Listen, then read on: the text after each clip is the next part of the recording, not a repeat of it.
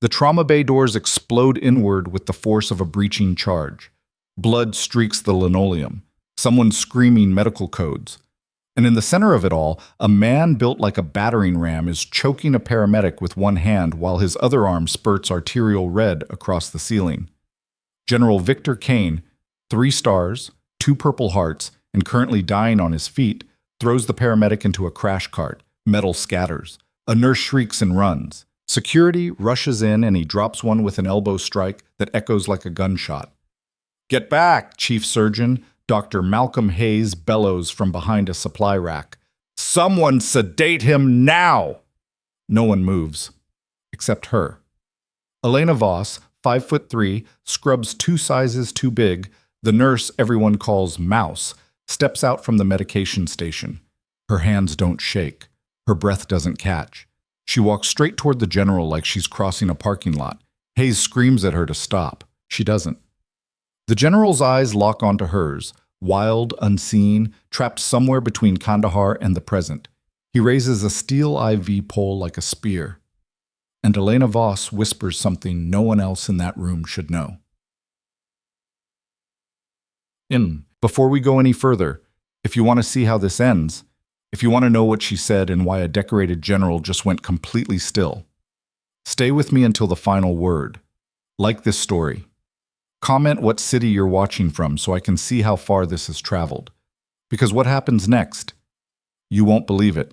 3 hours earlier, Elena had been standing in the supply closet with her forehead pressed against a shelf of gauze packs, counting her breaths the way they taught her in another life. 4 in, hold, 6 out, repeat until the shaking stops. It wasn't working. "Voss!" She jerked upright, nearly knocking over a box of catheters. Dr. Malcolm Hayes stood in the doorway, his surgeon's cap slightly askew, his expression somewhere between irritation and disgust.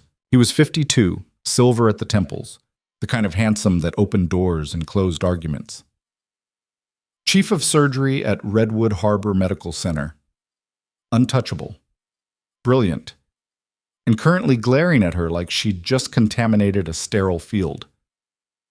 "You gonna hide in here all shift, or do I need to find someone competent?" Elena swallowed. "I'm sorry, doctor, I was just restocking." "You were just wasting time." He stepped closer. Close enough that she could smell the coffee on his breath. "Third mistake this week, Voss? Third. You mixed up medication labels on Tuesday. You couldn't find a vein on a garden hose Wednesday. And this morning, you made a patient's daughter cry because you forgot to update her on her mother's condition." "I didn't forget. I was waiting for—" "I don't care what you were waiting for." His voice dropped to something colder than anger, something surgical. "You're a liability. You fold under pressure, you second-guess everything. And frankly, I don't know how you passed nursing school, but you don't belong in my ER." Elena's fingers curled into her palms, nails digging crescents into skin. She kept her eyes down. "I'll do better." "You'll do what I tell you." He turned halfway, paused. "Room 6 needs linens changed. Try not to traumatize anyone." He walked away. Elena stood there for another 30 seconds, breathing through her nose, reminding herself why she was here, reminding herself what she'd sacrificed to get here, reminding herself that Malcolm Hayes had no idea who he was talking to. Not yet. She grabbed the linen cart and rolled it toward room 6. The ER at Redwood Harbor was a concrete maze painted the color of institutional surrender, beige walls, fluorescent lights that hummed like dying insects, and the perpetual smell of antiseptic trying to cover something worse. It sat in the industrial north end of Crestfall City, a place where highways tangled into knots and the skyline looked like broken teeth. Most of the staff had been there long enough to stop seeing the patients as people. They were cases, numbers, beds that needed turning over. Elena had been there 4 months, long enough to learn the rhythms, long enough to fade into the background, long enough that when she walked past the nurses' station, nobody looked up. "Mouse is going to get fired," someone muttered. Probably Jenna, the charge nurse with the acrylic nails that clacked against keyboards like tiny hammers. "She won't get fired," another voice answered. Greg, one of the ER techs. Built like a linebacker, thought like one too. "Hayes doesn't fire people, he just makes them quit." Laughter. Elena kept walking. Room 6 was a semi-private with one occupant, an elderly man recovering from a cardiac event, asleep, oxygen line hissing softly. She worked quickly, efficiently, stripping the unused bed and replacing the sheets with the kind of corners they drilled into her at basic training. Tight, precise, unassailable. Her hands moved on autopilot. Her mind was elsewhere. The data breach had started 6 weeks ago. Small at first, a name here, a discharge date there, then bigger.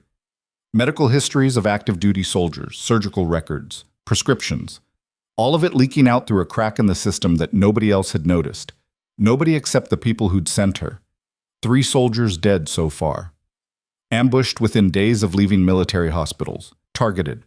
Hunted. Someone was feeding information to the wrong people, and the trail led here. To Redwood Harbor, to this specific ER, to a network of corrupted access points buried in the hospital's infrastructure. Elena had gone dark to find it. She'd erased herself, faked credentials, became invisible, became mouse. And she was close now. So close she could feel it. "Hey, Voss." She turned. Greg stood in the doorway holding a clipboard. "We got a priority inbound. Multi-vehicle on the interstate. Possible VIP. Hayes wants everyone staged in Trauma 1. I'll be right there." He didn't leave, just stood there, grinning that slow grin that made her skin crawl. "You nervous?" "No." "You should be. Hayes is in a mood." He leaned against the door frame. "You know, if you ever want some pointers, off the clock, I could help you out." Elena met his eyes. Flat. Empty. "I'm good." His grin faltered. "Suit yourself." He left.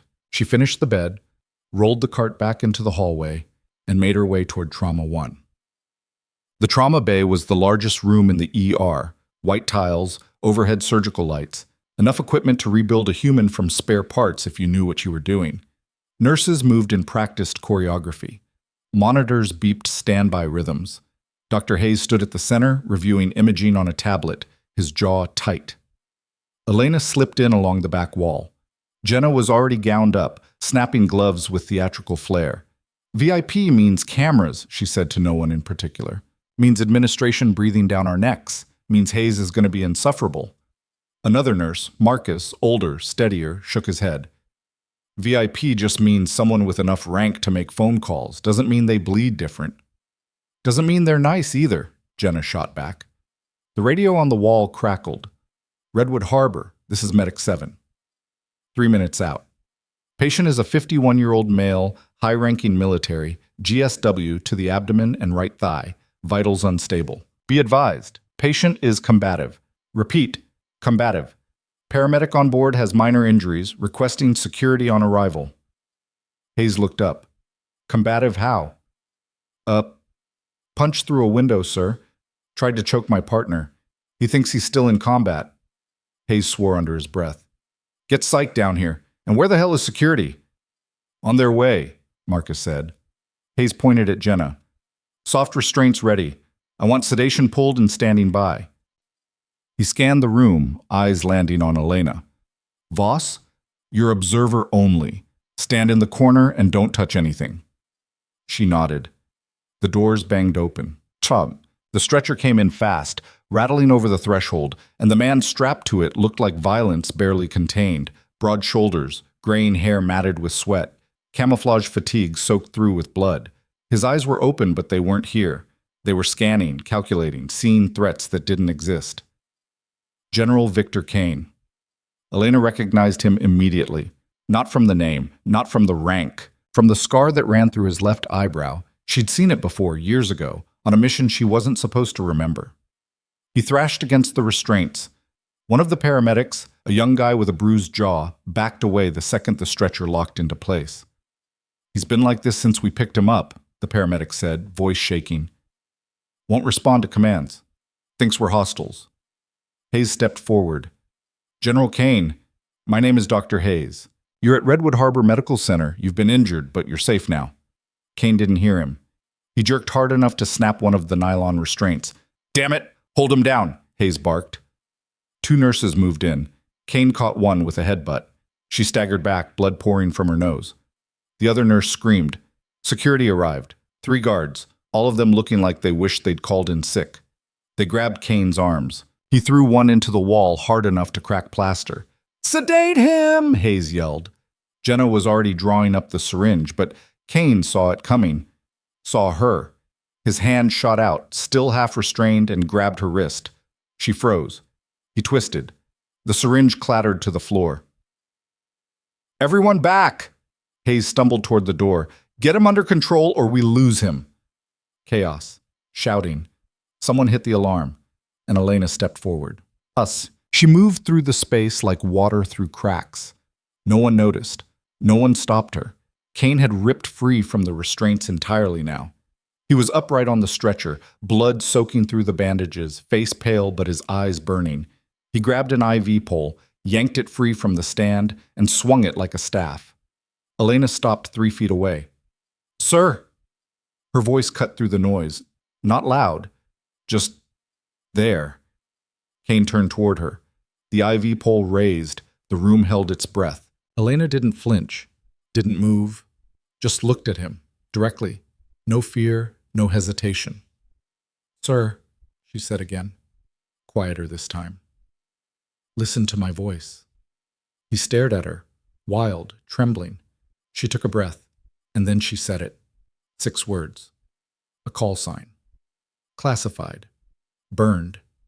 Used only once on a mission that never officially happened, by a team that was never officially assembled. Kane froze. The IV pole slipped from his hands, clattered to the floor. His knees buckled. Elena stepped in, caught him before he fell, and lowered him back onto the stretcher with a gentleness that didn't match the strength it took to hold him. "You're safe," she whispered. "Stand down, General." His eyes focused, really focused, for the first time since he'd arrived. "Ghost?" he breathed. She didn't answer, just held him steady until his breathing slowed, until the adrenaline bled out, until he finally went still. What? The room was silent.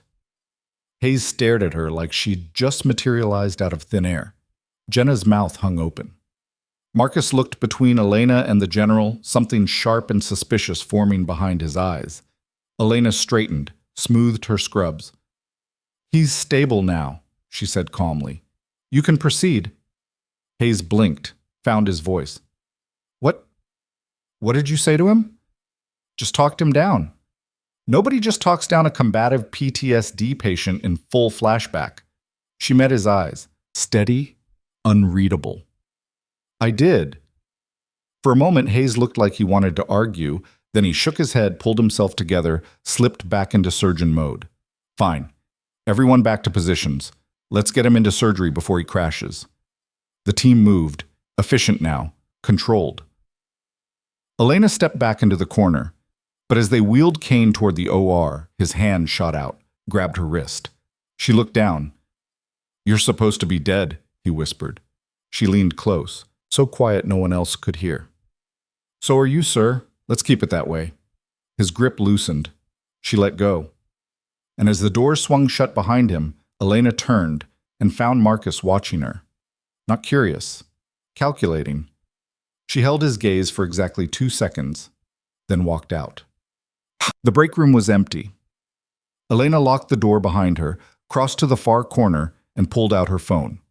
Encrypted, untraceable, she typed 6 words. Asset confirmed. Infiltration active. Timeline accelerated. The reply came in seconds. Proceed. Exposure risk acceptable. She deleted both messages, pocketed the phone.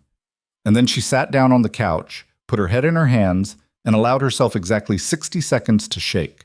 Because Victor Kane wasn't supposed to be here. His medical records weren't supposed to route through Redwood Harbor. Someone had changed his transfer orders. Someone inside.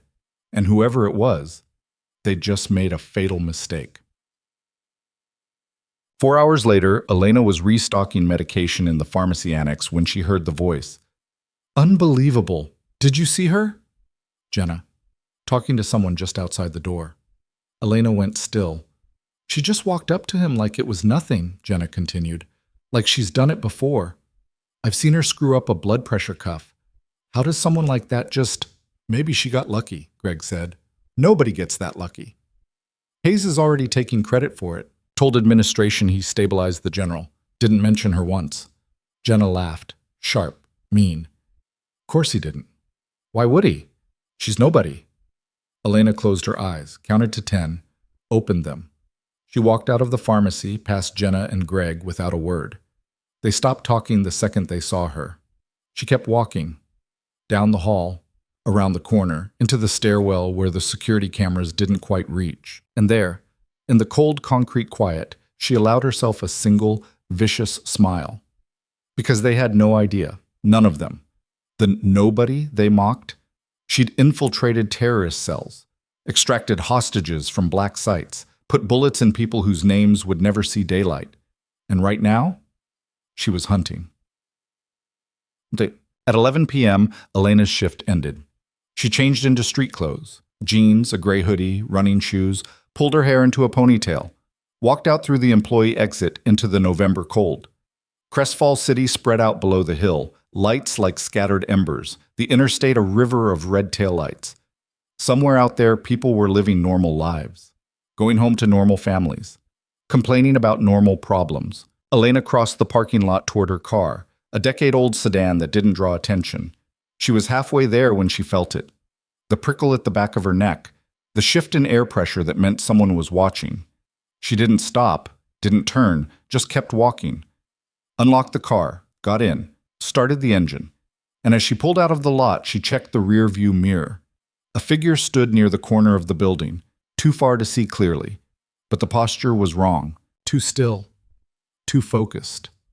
Elena memorized the silhouette, then drove away. She didn't go home. Home was a studio apartment in a building with broken elevators and neighbors who didn't ask questions. But home was also predictable. And predictable was dangerous. Instead, she drove to a 24-hour diner on the south edge of the city, slid into a booth near the back, ordered coffee she wouldn't drink. Her phone buzzed. Unknown number. She stared at it for 5 seconds before answering. Yeah. Commander Voss. The voice was scrambled, digitally altered, but she knew who it was. I'm listening. The general's file was flagged 8 minutes after his arrival. Someone accessed his records remotely. We traced the connection to an internal terminal, but the login was spoofed. Location? Third floor IT server room. Elena's jaw tightened. Who has access? 18 people. We're narrowing it down. Don't, I'll handle it. A pause. You're exposed now. Kane recognized you. If word gets out, it won't. Voss, I'm finishing this. She hung up, set the phone on the table, stared at it like it might explode. Then she picked it up again and made a different call. This one went to voicemail. She didn't leave a message, just waited. 3 minutes later, it rang back. You're supposed to check in every 72 hours, the voice said. Male, clipped, military precision. It's been 96. I've been busy. Kane? Yeah. That wasn't part of the plan. Plans change. A sigh. Did he compromise you? No. Are you sure? Elena closed her eyes, saw Kane's face, the recognition, the disbelief, the whispered name. Ghost. I'm sure, she said. Good. Because if this falls apart, it won't. It better not. We've got 14 confirmed leaks, 3 dead operators, and a congressional hearing in 2 weeks. If we don't deliver, you'll deliver, Elena said. I'll make sure of it. She hung up before he could respond, slid the phone into her pocket, and sat there in the diner under flickering neon, surrounded by strangers, feeling more alone than she had in years. She returned to the hospital at 6 a.m. early shift. Nobody questioned it. Elena Voss was always early, always eager to please, always trying too hard. She clocked in, changed into scrubs, tied her hair back, and went hunting. The IT server room was on the 3rd floor, tucked behind the radiology department in a hallway most people forgot existed. Keycard access only. Elena had cloned a supervisor's credentials 2 weeks ago. She swiped in. The door clicked open. Inside, the room hummed with the sound of cooling fans and blinking server lights. Rows of black towers, cables like veins, a single workstation in the corner.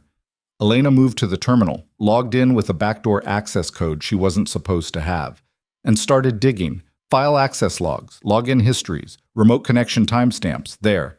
8:47 p.m. yesterday, right after Kane arrived. Someone had pulled his entire medical file. Not just the ER report. Everything. Service record. Psychological evaluations. Next of kin.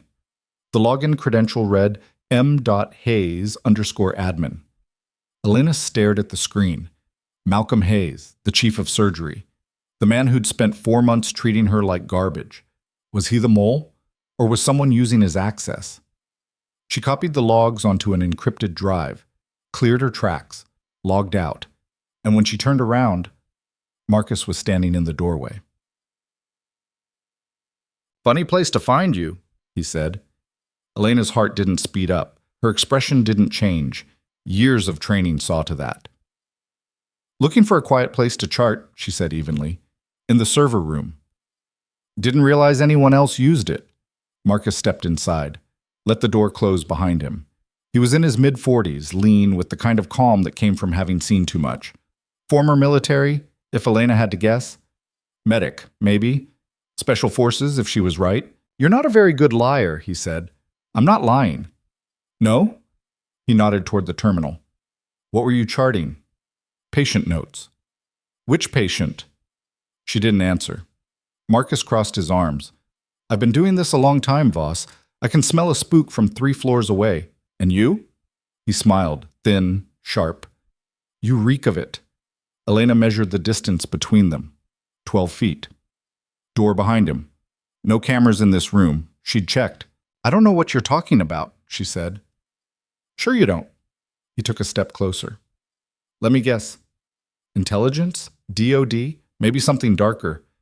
You're here looking for someone, and yesterday when you talked down General Kane, that wasn't luck. That was recognition." Elena said nothing. "Here's the thing," Marcus continued. "I don't care. Whatever you're doing, whoever you're after, I don't care. But if you bring heat down on this hospital, if you put patients at risk, if you make my job harder," his voice dropped, "then we're going to have a problem." "Noted." "I'm serious." "So am I." They stared at each other. Marcus shook his head. "You're going to get yourself killed." "Wouldn't be the first time someone tried." He turned toward the door, paused. "For what it's worth, Hayes is a bastard, but he's not your guy." "How do you know?" "Because I've worked with him for 8 years. He's arrogant, he's cruel, he's got an ego the size of Nevada. But he's not a traitor. He doesn't have the imagination for it." Marcus left. The door clicked shut behind him. Elena stood there for a long moment. Then she pulled out her phone and sent a single word. Confirmed. Chamanta. The rest of the day passed in a blur. Elena moved through her shift like a ghost, took vitals, changed dressings, smiled when she was supposed to, apologized when she wasn't. At 3 p.m., she was called to the ICU. General Kane was awake. His room was private, guarded.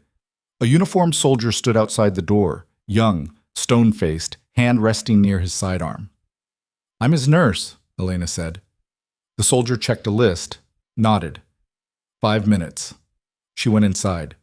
Kane was propped up in bed, IV lines snaking from both arms, monitors beeping a steady rhythm. He looked smaller now, older, the kind of tired that came from fighting too long, but his eyes were sharp. "They told me you were KIA," he said. Elena closed the door. "They told me the same about you, sir." "Kabul, IED. Officially, I died in the explosion." "Baghdad, sniper. Officially, I bled out before evac." Kane smiled. It didn't reach his eyes. "How long have you been here?" 4 months. "Undercover?" "Yes, sir." "Hunting?"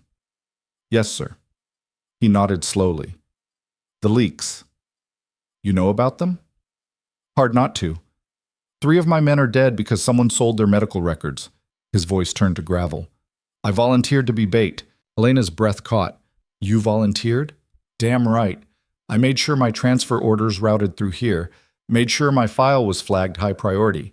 If there's a rat in this hospital, I wanted them to take the bait." He leaned forward, winced. Did they bite? Someone accessed your file last night, pulled everything. Good. It's not good, sir. If they realize you're a plant, then they'll come for me. And when they do, Kane's smile turned predatory. You'll be ready. Elena wanted to argue, wanted to tell him this wasn't his fight anymore, that he'd done enough, but she'd served under men like Kane. They didn't stop until they were dead or avenged. I need you to stay alert, she said. If anyone comes to this room who doesn't belong, I'll handle it. Sir, I didn't survive 30 years in the field by being careless, Commander. He met her eyes. You do your job. I'll do mine. She nodded, turned to leave. Voss. She stopped. It's good to see you alive. You too, sir. She walked out. At 9 p.m., Elena's shift ended again. She clocked out, changed, headed for the parking lot. The same figure was there. Same corner, same stillness. But this time they moved, started walking toward her. Elena's hand slipped into her pocket, fingers curling around the knife she kept there, small, ceramic, invisible to metal detectors. The figure stepped into the light. It was Greg. Voss, hey, wait up. She didn't relax. What do you want? I wanted to say what you did yesterday. With the general? That was incredible. Thanks. I mean it. I've been doing this for 6 years and I've never seen anything like that. He grinned, that same slow, slimy grin. You're full of surprises. I need to go. Come on, let me buy you a drink. Just one, to celebrate. I don't drink. Coffee then. Greg, you've been here 4 months and you've never hung out with anyone. Never been to happy hour. Never even smiled. He stepped closer. Too close. It's weird. Elena looked at him, really looked. At the two bright eyes, the forced casualness, the way his weight was balanced forward, ready to move. This wasn't flirting, this was reconnaissance. I'm tired, she said. Good night. She walked past him. He grabbed her arm. Hey. She moved without thinking, twisted her wrist, broke his grip, stepped back. Greg stared at her. Something cold flickered behind his expression. Where'd you learn that? He asked. Self-defense class. Bullshit.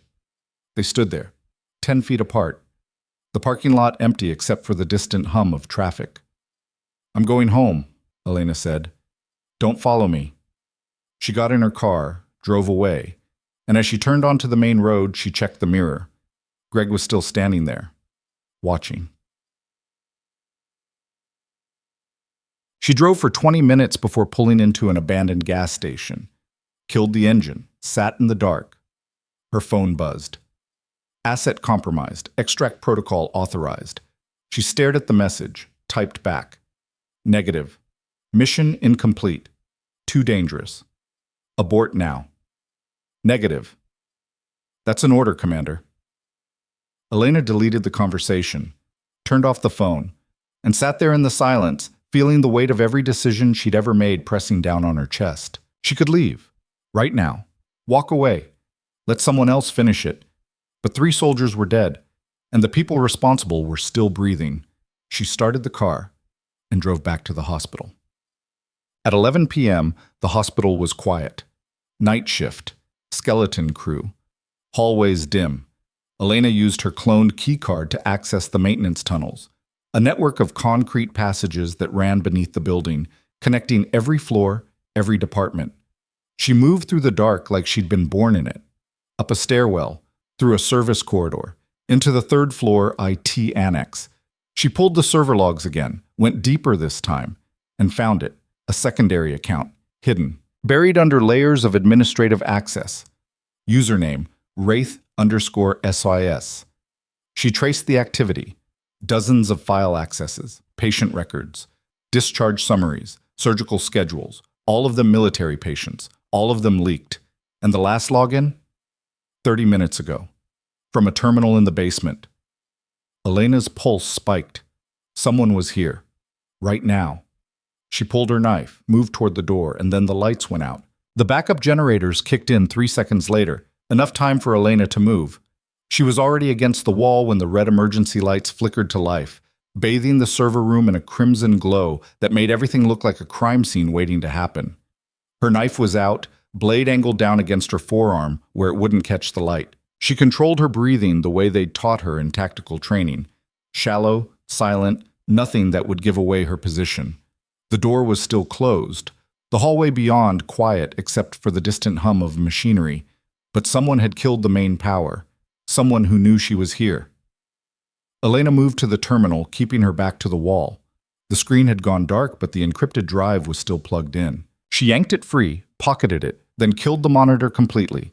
No light, no reflection. She counted to 10, then opened the door. The hallway stretched in both directions, empty except for shadows that moved like living things under the emergency lights. Exit signs glowed green at either end. The elevator bank was dark. No power. The stairwell door hung open 20 feet to her left. She hadn't left it open. Elena moved toward it, each step measured, her weight distributed so her shoes didn't squeak on the linoleum. When she reached the doorway, she paused, listening. Nothing. She stepped through. The stairwell was concrete and echoes, a vertical shaft that dropped 4 floors down and climbed 2 up. Emergency lighting painted harsh shadows on the walls. Elena looked up first, clear, then down. A flash of movement. 3rd floor landing. Someone in dark clothes descending fast. She didn't hesitate. Took the stairs 3 at a time, her hand on the rail for balance, the knife tight in her other fist. By the time she hit the 2nd floor landing, the figure was gone, but she could hear footsteps below, rapid, uneven, someone running. Elena pushed harder. At the ground floor, she burst through the door into a maintenance corridor she'd mapped 2 months ago. Exposed pipes overhead, concrete walls slick with condensation. The smell of industrial cleaner and something chemical she couldn't place. The corridor split in 3 directions. She stopped, listened. There, to the right. A door closing. Soft, but not silent. She ran. The door led to a storage area filled with broken gurneys and outdated equipment waiting for disposal. Elena swept through it, checking corners, looking for hiding spots. Empty. But at the far end, another door stood ajar. Beyond it, the parking garage. She stepped through. The garage was 2 levels of concrete and oil stains, lit by buzzing fluorescents that hadn't been replaced in years. A dozen cars scattered across the space, all of them empty, except one. A black sedan idling near the exit ramp, exhaust curling in the cold air. Elena moved toward it, keeping low, using parked cars for cover. 30 feet away. 20. Close enough to see the driver's silhouette through the tinted window. Close enough to see him raise something to his ear. A phone. She's following, he said. Male voice, calm. Yeah, I'm sure. She took the bait. Elena stopped. Bait. The realization hit like cold water. This wasn't a chase. It was a setup. She spun around and came face to face with Greg. He wasn't smiling anymore. He had a gun. Hands up, he said. Slowly. Elena raised her hands, the knife still hidden against her forearm. You're making a mistake. No, you are, he gestured with the gun. Drop the knife. What knife? I can see it. Drop it, or I put one in your knee. She let it fall. The blade clattered on concrete. Greg kicked it away, then pulled a zip tie from his pocket. Turn around. No. Turn around or... Elena moved. Not the choreographed, movie-perfect kind of disarm. The kind they taught in close-quarters combat where speed mattered more than style. She knocked the gun offline with her left hand while driving her right elbow into his solar plexus. Greg made a sound like air leaving a balloon. The gun went off, deafening in the enclosed space, the round sparking off concrete somewhere behind her. She didn't give him time to recover, swept his legs, put him on his back, had the gun in her hands before he could even register what happened. But she didn't shoot him, just stood there, breathing hard, the weapon trained on his chest. Who are you working for? She asked. Greg coughed, tried to sit up. She stepped on his hand. I said, who are you working for? You're dead, he gasped. You're so dead. You have no idea. The sedan's engine roared. Tires screeched. Elena looked up just in time to see it accelerating toward her. She dove left. The sedan missed her by inches, close enough that she felt the heat from the engine, and then it was past her, racing toward the exit ramp. She rolled to her feet, raised the gun, lined up the shot, and didn't take it. Because firing a weapon in a hospital parking garage would bring security, police, questions she couldn't answer. The sedan disappeared into the night. Elena turned back to Greg. He was gone. She scanned the garage, spotted him limping toward the stairwell, one hand pressed to his ribs. She could catch him, easily. But she'd already made too much noise, and the security cameras. The cameras. She looked up, found the nearest one. It was pointed directly at her. She'd just assaulted a staff member on camera. She was burned. Elena holstered the gun in the back of her waistband, pulled her hood up, and ran. She made it to her car without seeing another person, threw herself into the driver's seat, started the engine, and peeled out of the garage like the devil was chasing her. Maybe he was. Maybe he had Greg's face and a phone full of information that would end her. She drove without thinking, instinct taking over, navigating through Crestfall City's late-night streets until she found herself on the industrial north side, where streetlights flickered and buildings crouched in the dark like sleeping predators. She pulled into an alley behind a shuttered factory, killed the engine, and sat there shaking. Not from fear, from rage. She'd been careful, she'd been invisible. 4 months of playing weak, playing scared, playing the victim, and in one night, it had all collapsed. Her phone buzzed. She didn't want to look. Didn't want to see the message she knew was waiting. But she looked anyway. Footage flagged. Extraction team deploying. Stand by for pickup. Elena typed back with trembling fingers. No extraction. I finished this. The response came immediately. Not your call. You're compromised. I don't care. Voss. This is a direct order. Stand down. She stared at the screen, then powered off the phone completely, pulled the battery, and threw both pieces into the passenger seat. Orders were for people who had something to lose. Elena had already lost everything. She sat in the dark for 20 minutes, running scenarios. Greg was a contractor, IT support, low-level access, someone who could move through the hospital without raising questions. Perfect cover for running a data operation. But he wasn't smart enough to organize it alone. Wasn't connected enough to have buyers lined up for classified military files. Someone else was pulling strings. Someone still inside. Elena needed proof. Something concrete. Something that would hold up when federal agents came knocking. Because they would come. And when they did, she needed to hand them a case so airtight that not even the best lawyers could crack it. She checked Greg's gun. A Glock 19, no serial number. Illegal as hell. Figured. She ejected the magazine, cleared the chamber, and tucked it under the seat. Then she pulled out the encrypted drive she'd taken from the server room, plugged it into her phone. Wait. She'd killed her phone. She swore, reassembled it, powered it back up. 3 missed calls from a number she didn't recognize. No messages. She ignored them and accessed the drive. The files opened like a roadmap to conspiracy. Dozens of medical records, all military personnel, all routed through Redwood Harbor, and next to each file, a timestamp showing when it had been accessed remotely. But more than that, financial records, wire transfers, cryptocurrency transactions, payments routed through shell companies in countries that didn't ask questions. Elena scrolled through the data, her chest tightening with each new discovery. 28 soldiers, 28 files sold, 3 confirmed dead. How many more wounded, captured, compromised? And at the bottom of the transaction log, a name. Not Greg's. Dr. Malcolm Hayes.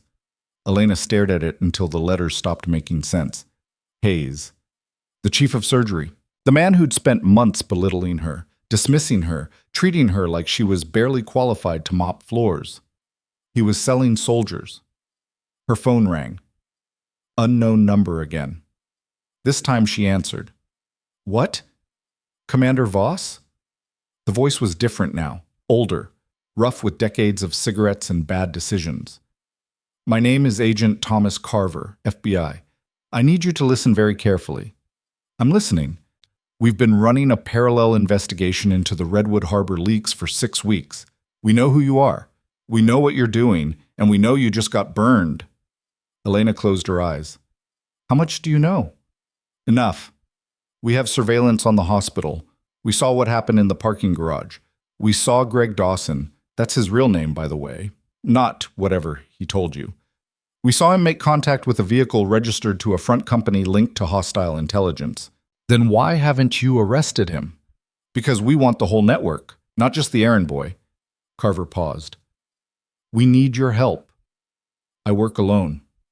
Not anymore, you don't. You're blown. Hospital security is looking for you. Crestfall PD has your license plate. By morning, your face will be on every news channel in the state. His voice hardened. You come in now, or you go down as the bad guy. Your choice. Elena's grip tightened on the phone. What do you want?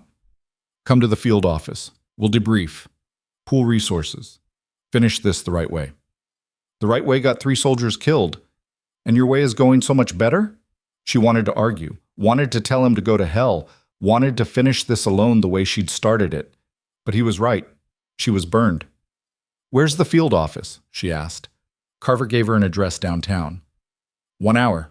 Don't be late. He hung up. Elena sat there for another minute, turning options over in her head like stones. She didn't trust the FBI, didn't trust anyone really. But Carver had a point. Going rogue only worked if you stayed invisible, and she was about as invisible now as a flare in the dark. She started the car and drove toward downtown Crestfall.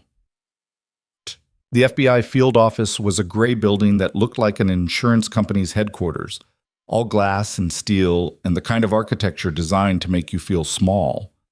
Elena parked 2 blocks away, approached on foot, and was met at the door by a woman in a pantsuit who scanned her ID and escorted her to the 3rd floor without a word.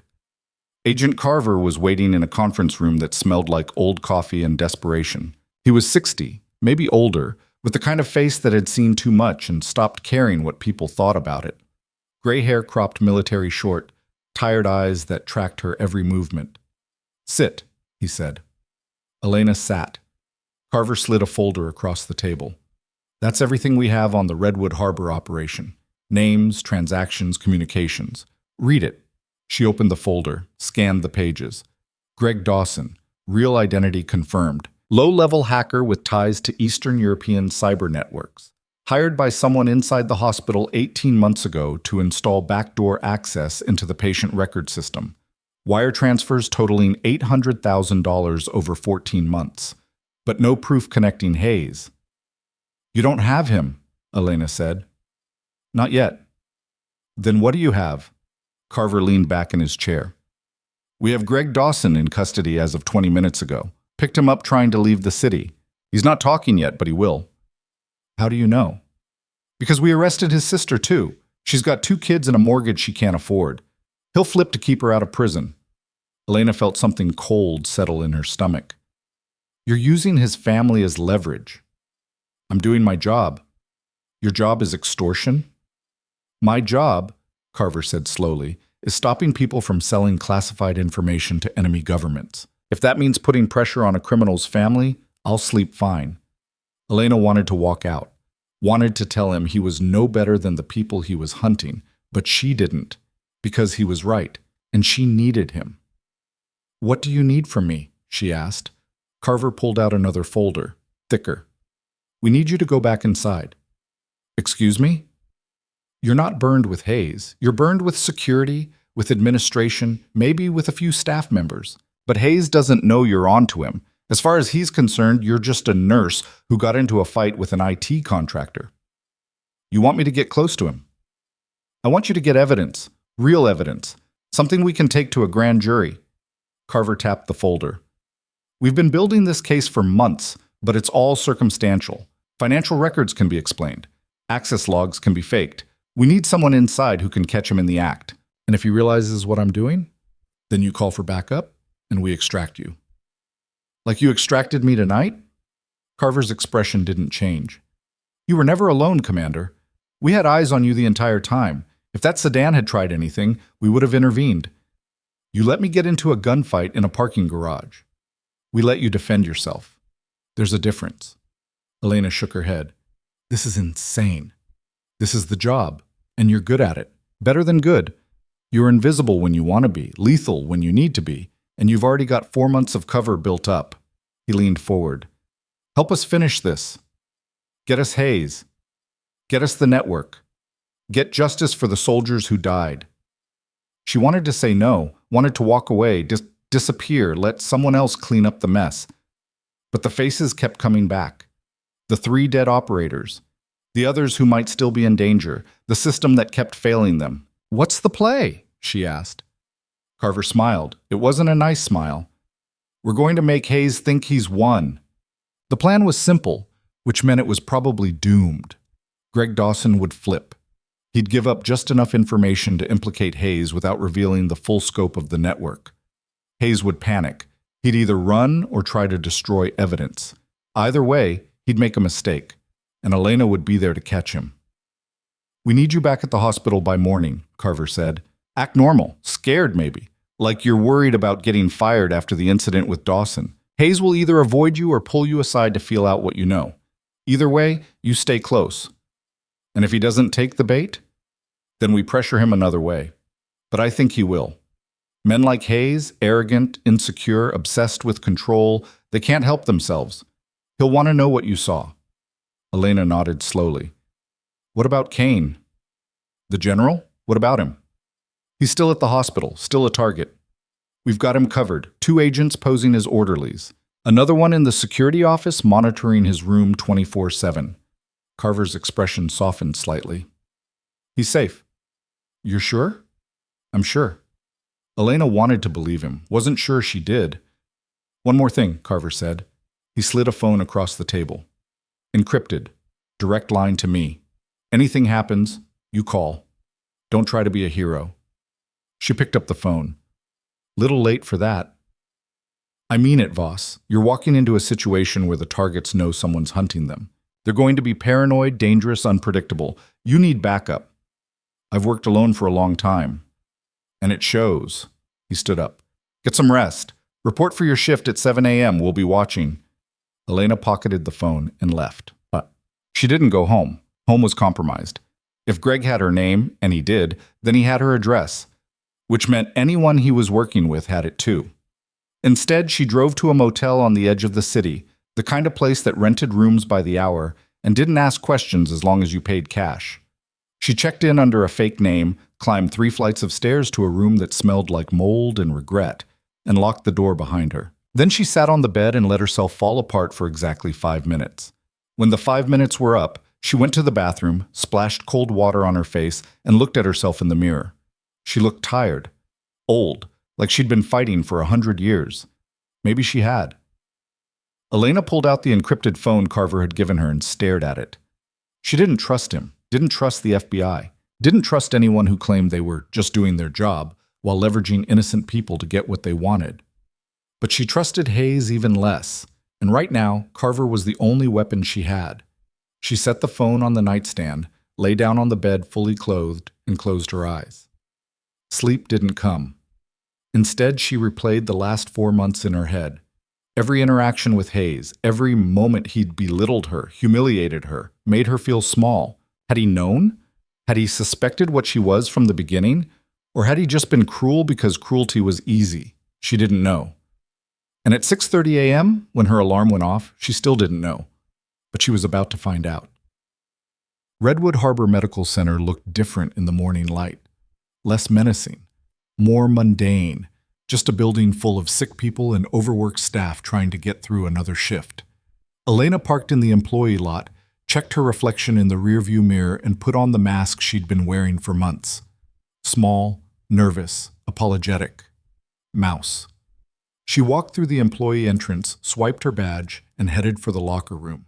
Jenna was there, applying lipstick in front of a mirror. She looked up when Elena entered.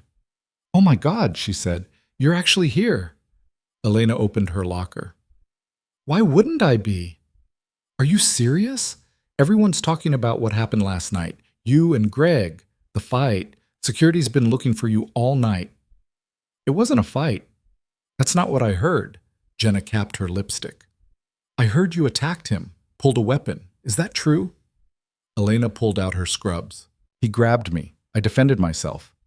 "With a knife?" "With my hands." Jenna stared at her. "Where'd you learn to fight like that?" "Self-defense class." "Bullshit. Self-defense class doesn't teach you to put someone on the ground in 2 seconds.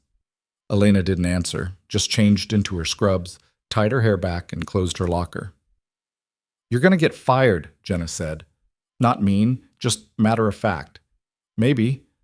Hayes is pissed, like really pissed. He called an emergency meeting this morning, administration, security, legal, everyone. Good for him. Good for... Jenna shook her head. You know what? Never mind. It's your funeral. Elena walked out. The ER was already busy. 2 ambulances in the bay, patients in every room, monitors beeping, phones ringing, controlled chaos that felt almost comforting in its familiarity. Marcus was at the nurse's station, charting. He looked up when Elena approached. "You shouldn't be here," he said quietly. "I work here." "Not anymore, you don't. Security's been told to detain you on site." "For defending myself?" "For assaulting a staff member. That's the official story." He glanced around, lowered his voice further. "What really happened?" Elena met his eyes. "Greg pulled a gun on me." Marcus went very still. "Say that again." "He followed me to the parking garage, pulled a weapon, tried to restrain me. I disarmed him." "And you didn't report it because I don't trust hospital security." "But you trust me?" "No." Marcus almost smiled. "Fair enough." He looked past her, down the hallway. "Hayes is in his office. If you're smart, you'll avoid him." "I need to talk to him." "Bad idea." "I don't care." Marcus studied her for a long moment. "You're not a nurse, are you?" "I'm a lot of things." "That's not an answer." "It's the only one you're getting." She walked away before he could respond. Passe. Hayes's office was on the 2nd floor, tucked behind the surgical wing in a corner that smelled like leather and expensive cologne. The door was closed. Elena knocked. "Come in." She opened the door. Hayes sat behind a mahogany desk that probably cost more than Elena made in a year, his attention on a computer screen. He didn't look up. "Close the door," he said. Elena closed it. "Sit." She sat. Hayes kept typing for another 30 seconds, a power play, making her wait, then finally looked at her. His expression was unreadable. "You've caused quite a bit of trouble, Ms. Voss." "I defended myself." "From a colleague. On hospital property, using what witnesses describe as military-level combat techniques." He leaned back in his chair. "Care to explain where a nurse learned to fight like that?" "Self-defense." "Don't insult my intelligence." His eyes narrowed.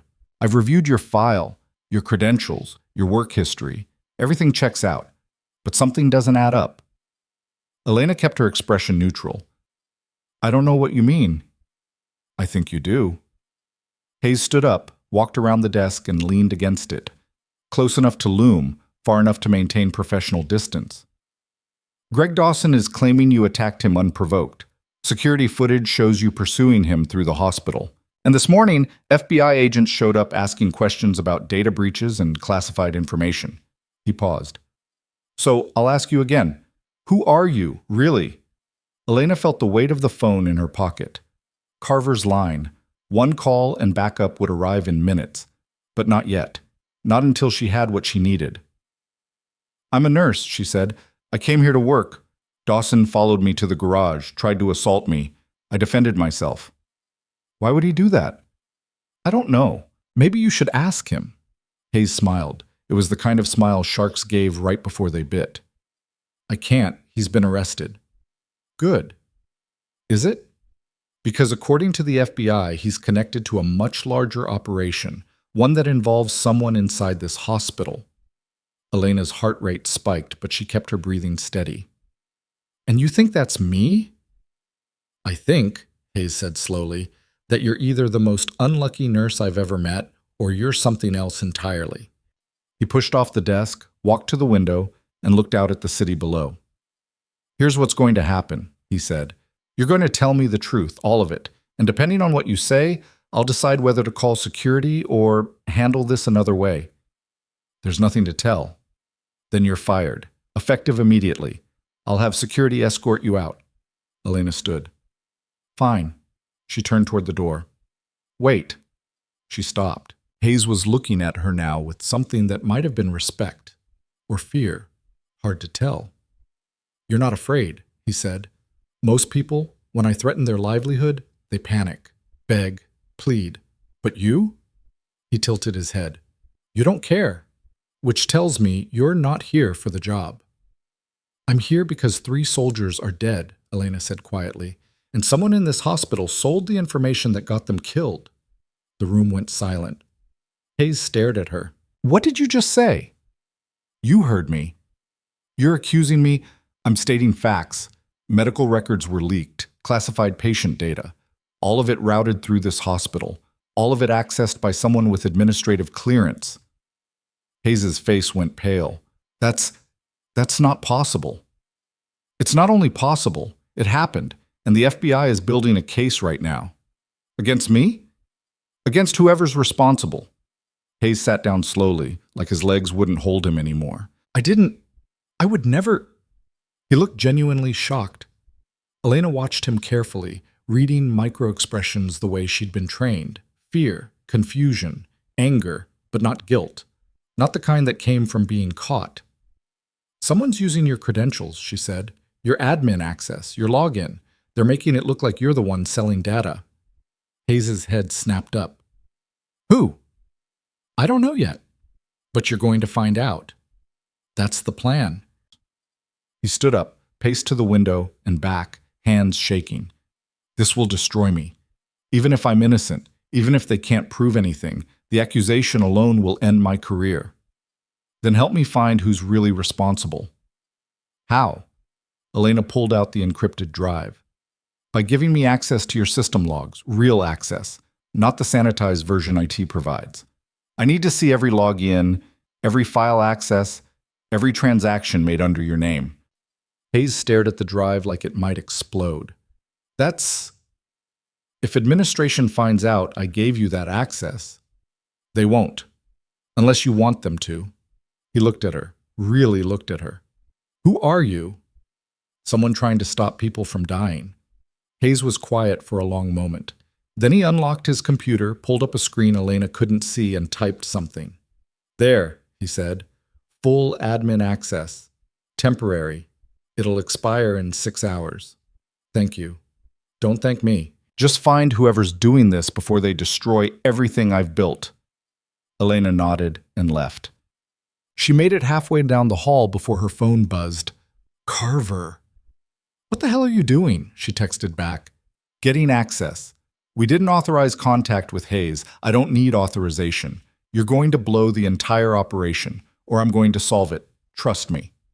She hung up before he could respond. Then she headed for the IT server room. The room was empty when she arrived. Elena locked the door behind her, pulled up the terminal, and logged in using the access Hayes had just given her. The system opened like a book, file after file, log after log. A digital paper trail showing every transaction, every access, every movement of data through the hospital's network. And there, buried under layers of administrative access, she found it, a shadow account. Someone had cloned Hayes's credentials months ago, creating a duplicate profile that looked identical but operated independently. Every file leaked, every record sold. It all traced back to this phantom account. Elena scrolled through the activity log, her hands moving faster now, adrenaline sharpening her focus. The account had accessed General Kane's file, had accessed Elena's file, had accessed security footage from last night's incident in the parking garage. Whoever controlled this account knew everything. She pulled the transaction history, wire transfers, cryptocurrency, shell companies. And then she found the smoking gun, an email buried in the server cache, sent from the shadow account to an encrypted address overseas. The subject line read, Priority Target, Kane, Victor, confirmed location. The body of the email contained Kane's room number, his current condition, his security detail schedule, and at the bottom, a timestamp, sent 20 minutes ago. Elena's blood went ice cold. They were coming for Kane. Right now. She grabbed the encrypted phone, hit Carver's number. It rang once, twice. Voss, what? Kane's been targeted. Active threat. Get your people to his room now. What are you talking about? Just do it. She hung up, sprinted out of the server room, and ran for the stairs. Kane's room was on the 4th floor. ICU, restricted access. Elena took the stairs 3 at a time, her lungs burning, her mind racing through scenarios. How many hostiles? What weapons? How much time? She hit the fourth floor at a dead run. The ICU hallway was quiet. Too quiet. The soldier who'd been guarding Kane's door was gone. The door stood open. Elena slowed, her hand moving instinctively to her waistband where Greg's gun was hidden under her scrubs. She drew it, checked the corridor, clear, then stepped through the doorway. The room was dark except for the glow of monitors. Kane was in the bed, unconscious, IV lines running into both arms. And standing over him, silhouette black against the window light, was someone Elena recognized. Marcus. He turned, saw her, saw the gun. "Put it down," he said calmly. "Step away from him." "Elena, put the gun down." "You're the mole." Marcus smiled. It was sad, tired. "Took you long enough." Elena kept the gun steady, her finger resting just outside the trigger guard the way they'd drilled into her 1,000 times. Center mass, clear line of fire, no civilians in the background. Marcus didn't move. His hands hung loose at his sides, empty, but that meant nothing. She'd worked with operators who could kill you 6 ways before you realized they'd moved. "You don't want to do this," he said. "Step away from him. He's sedated, has been for hours. I'm not here to hurt him." "Then what are you here for?" Marcus glanced at the monitors, then back at her. "Same thing you are, catching the people responsible." "Bullshit. I traced the shadow account. I saw the email about Kane. You sent it." "No, I intercepted it." He nodded toward the bed. "Check his IV line. 3rd bag from the left. That's not saline." Elena's eyes flicked to the IV stand without moving the gun. 4 bags hung there, clear liquid dripping through tubes into Kane's arm. The 3rd one looked identical to the others. "What is it?" she asked. "Potassium chloride. Enough to stop his heart in about 90 seconds. Someone switched it out 20 minutes ago while the guard was on a bathroom break." Marcus's voice was flat, clinical. "I replaced it with actual saline 5 minutes before you showed up." "You're welcome." Elena's mind raced through the variables. If Marcus was the mole, why would he save Kane? If he wasn't, why lie about it? And if someone else had switched the IV? "Where's the guard?" she asked. "Bathroom. Real bathroom break this time. I checked. Convenient." "Yeah. Little too convenient."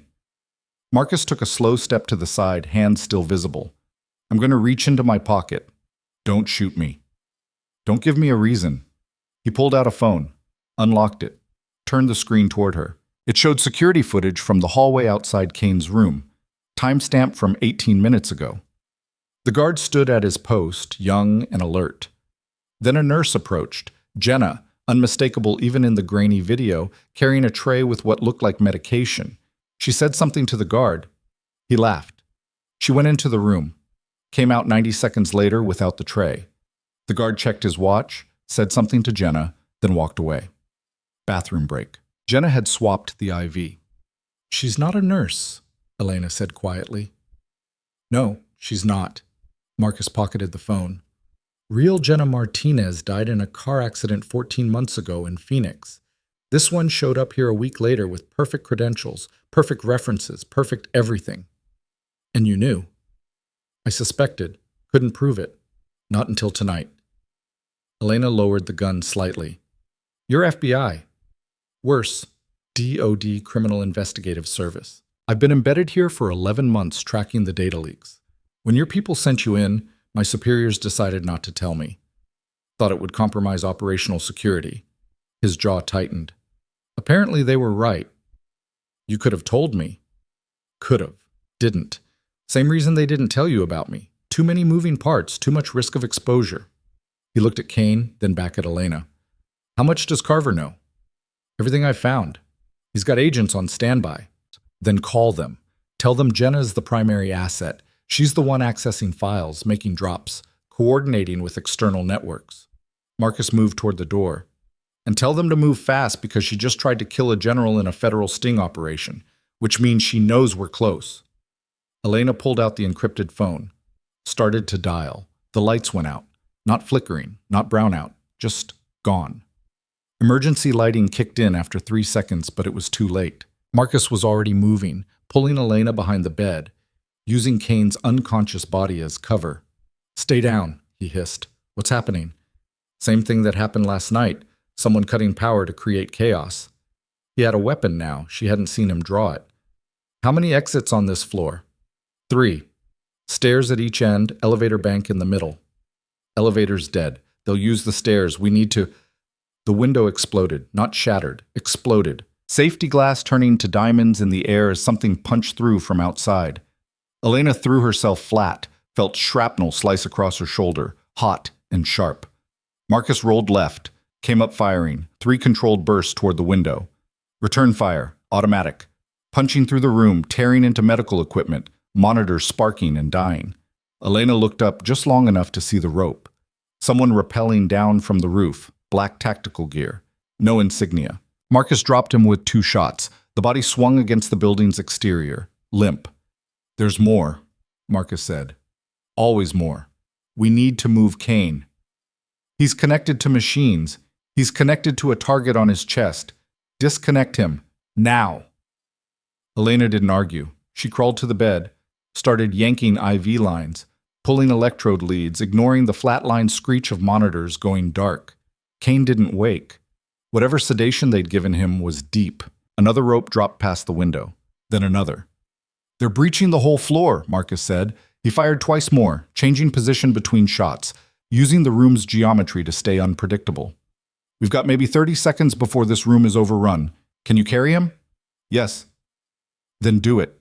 I'll cover. Elena grabbed Kane in a fireman's carry, muscle memory from training she wasn't supposed to remember, and lifted. He was dead weight, easily 200 pounds, but adrenaline made it possible. She staggered toward the door. Marcus backed toward her, firing controlled pairs through the window. Go. I'm right behind you. She went. The hallway was chaos. Patients screaming, staff running, the emergency lighting painted everything in red. Elena turned toward the nearest stairwell, Kane's weight already burning through her shoulders, her legs. Behind her, gunfire, shouting. Then Marcus was there, moving backward, covering their retreat. Keep moving, he said. They made it 10 feet before the stairwell door burst open. 2 men in tactical gear, weapons up. Elena dropped Kane, no choice, and drew Greg's gun from her waistband, fired twice before her brain even registered the decision. Both men went down. Not clean shots, not instant, but down. Marcus finished them. You hit? He asked. No. Good. Pick him up. She did. Every muscle screaming now. Kane's breathing shallow against her shoulder. They made it into the stairwell, started down, 3rd floor, 2nd. The door below them opened, more footsteps. Coming up. Marcus grabbed her arm, pulled her toward the 2nd floor landing. This way! They burst through into another hallway. More red lighting, more screaming. A nurse ran past them without looking, her scrubs splattered with something dark. Where are we going? Elena gasped. Roof. That's where they came from. Which means it's clear now. Helicopter extraction. Carver's people should be inbound. Should be? Call them. Elena fumbled for the encrypted phone with one hand, Kane's weight threatening to topple her. She hit Carver's number, no signal. Jammer, Marcus said. They're blocking communications. We're on our own. Another stairwell, different one. They climbed. 4th floor, 5th. Elena's legs were giving out. She stumbled, caught herself against the wall, kept moving. 6th floor. The door to the roof. Marcus kicked it open. Cold wind. November night. City lights spreading like a circuit board below. And standing in the center of the roof, next to the helicopter pad, was Jenna. She wasn't alone. Dr. Malcolm Hayes stood beside her, hands zip-tied behind his back, blood running from his nose. 2 more tactical operatives flanked them, weapons trained on the stairwell door. Jenna smiled. Put him down, Elena. Elena didn't move. I said put him down. So you can kill him? So I can finish what I started. Jenna's voice was pleasant, conversational, like they were discussing lunch plans. This didn't have to get messy. If you'd just stayed in your lane, kept playing the scared little nurse, none of this would be necessary. How long? Elena asked. How long have you been selling soldiers? 18 months. Would have kept going too if your people hadn't gotten curious. Jenna shrugged. But that's the problem with success. Eventually, someone notices. Marcus stepped forward slowly, weapon still holstered, hands visible. You won't make it out of the city. Won't I? I've got a helicopter fueled and ready. I've got offshore accounts in 7 countries, and in about 2 minutes, I'll have confirmation that General Kane died in a tragic attempt to escape hostile forces. She looked at Hayes. And a very public suspect to take the fall. Hayes tried to speak through the blood. I would never. Of course you wouldn't. You're too arrogant, too self-righteous, too concerned with your precious reputation. Jenna's smile widened. Which made you the perfect patsy.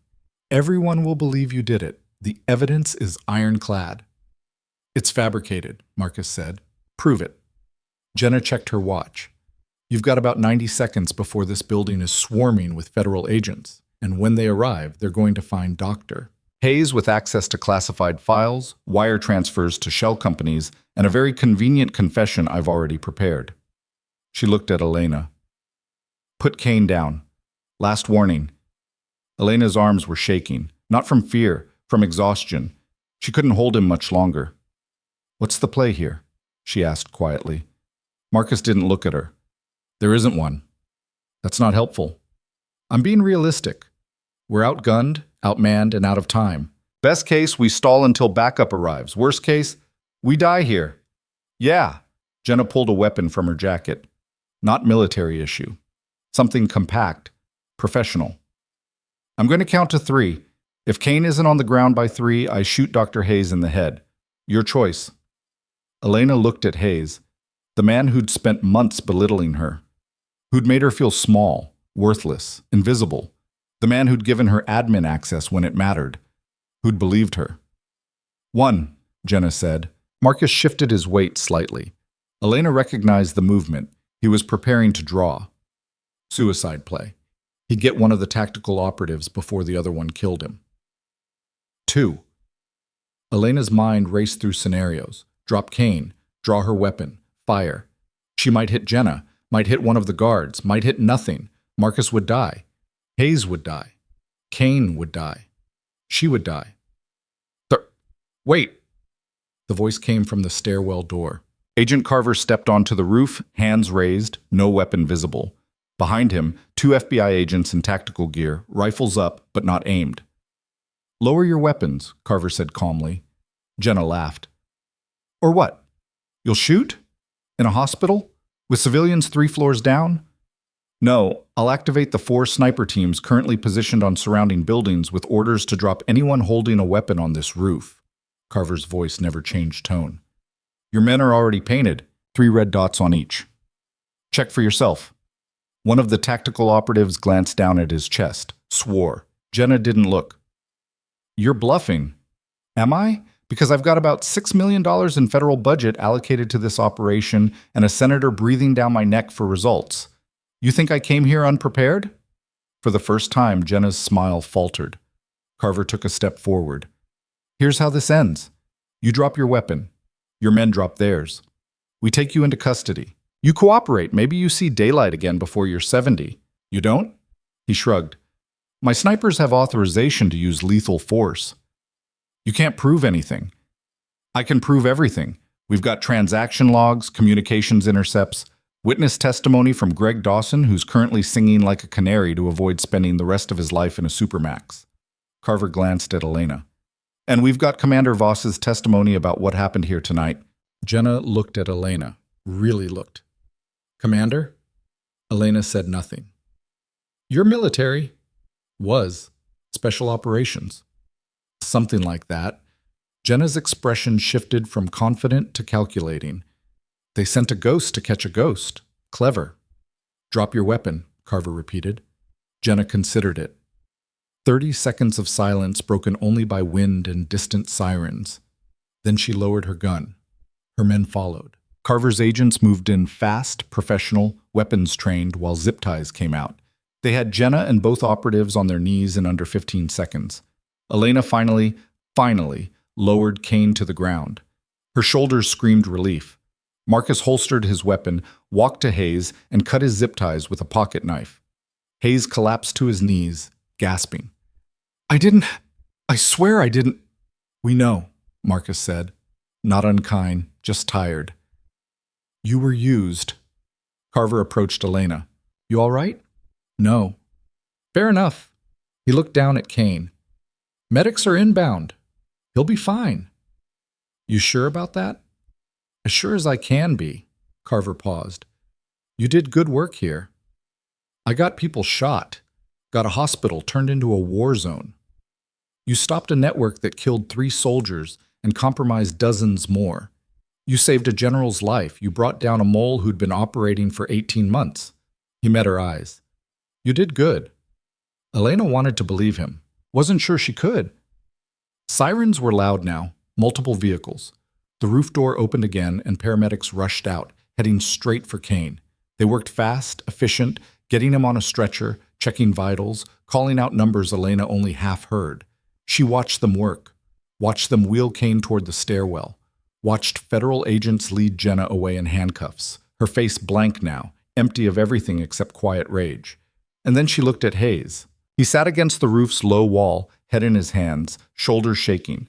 Crying or laughing, hard to tell. Elena walked over, sat down next to him. They didn't speak for a long time. Finally, Hayes said, I'm sorry. For what? For how I treated you, for making you feel small. He looked at her. His eyes were red. I didn't know. You weren't supposed to. Still, I was cruel, and you didn't deserve it. Elena thought about that, about the last 4 months, about every insult, every dismissal, every moment she'd had to swallow her pride and play weak. No, she said quietly. I didn't. Hayes nodded, looked out at the city. What happens now? They'll clear your name, release a statement. You'll probably get your job back. And you? I move on. To the next mission. Something like that. Hayes was quiet again. Then, for what it's worth, you're the best nurse I've ever worked with. I'm not a nurse. You saved lives, comforted patients, did the work even when everyone treated you like garbage. He smiled faintly. Sounds like a nurse to me. Elena stood up. Her shoulder was still bleeding from the window glass, but it wasn't serious. Field dressing later. Right now she just wanted to leave. Take care of yourself, Dr. Hayes. You too, Commander Voss. She walked toward the stairwell. Carver intercepted her halfway. We're not done debriefing. I gave you Jenna. I gave you the network. I'm done. The operation isn't over. We still need to find someone else. Voss. She kept walking, made it to the stairwell, started down, and was on the 3rd floor when her legs finally gave out completely. She sat on the steps, put her head in her hands, and let the shaking take over. Someone sat next to her. Marcus. He didn't say anything, just sat there, shoulder to shoulder, 2 operators who'd survived another night. After a while, Elena asked, How many people did we lose? In the hospital, 4 civilians caught in crossfire, 3 staff injured. Could have been worse. Could have been better. Could have been a lot of things. Marcus stood up, offered her a hand. Come on, medical needs to check you out. I'm fine. You've got glass in your shoulder and you look like you're about to pass out. You're not fine. She let him pull her to her feet. They walked down together, through hallways that were starting to fill with police and federal agents, past rooms where patients were being evacuated, through the ER that had been her home for 4 months. When they reached the ambulance bay, Marcus stopped. I'm heading to the field office. Paperwork hell for the next 48 hours. You need a ride? I've got my car. You sure you should be driving? I've driven worse. He smiled. Yeah, I bet you have. He started to leave, then turned back. Hey, if you ever need a reference for your next cover job, I'll tell them you're terrible, worst nurse I ever met. Thanks. Anytime. He walked away. Elena stood there in the cold, watching ambulances come and go, listening to radio chatter and shouted orders, feeling the adrenaline finally drain away and leave nothing but exhaustion. Her phone buzzed, not Carver's encrypted line. Her real phone, the one she'd turned off and forgotten about. She pulled it out. 1 missed call from a number she didn't recognize. No message. She was about to ignore it when it rang again. Same number. She answered. Yeah. Commander Voss, this is Colonel Sarah Reeves. We need to talk. Elena's stomach dropped.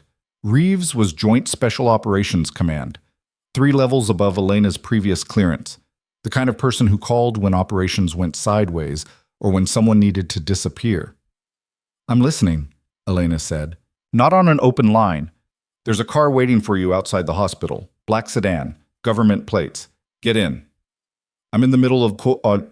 I know exactly what you're in the middle of. I've been watching this operation since you went dark 4 months ago, and now I need you for something else. I'm done with black ops. That's not your decision anymore." Reeves's voice hardened. "You were declared KYA to facilitate deep cover work, which means officially you don't exist, which means I can send you anywhere, anytime, for any mission I deem necessary. And right now?" A pause.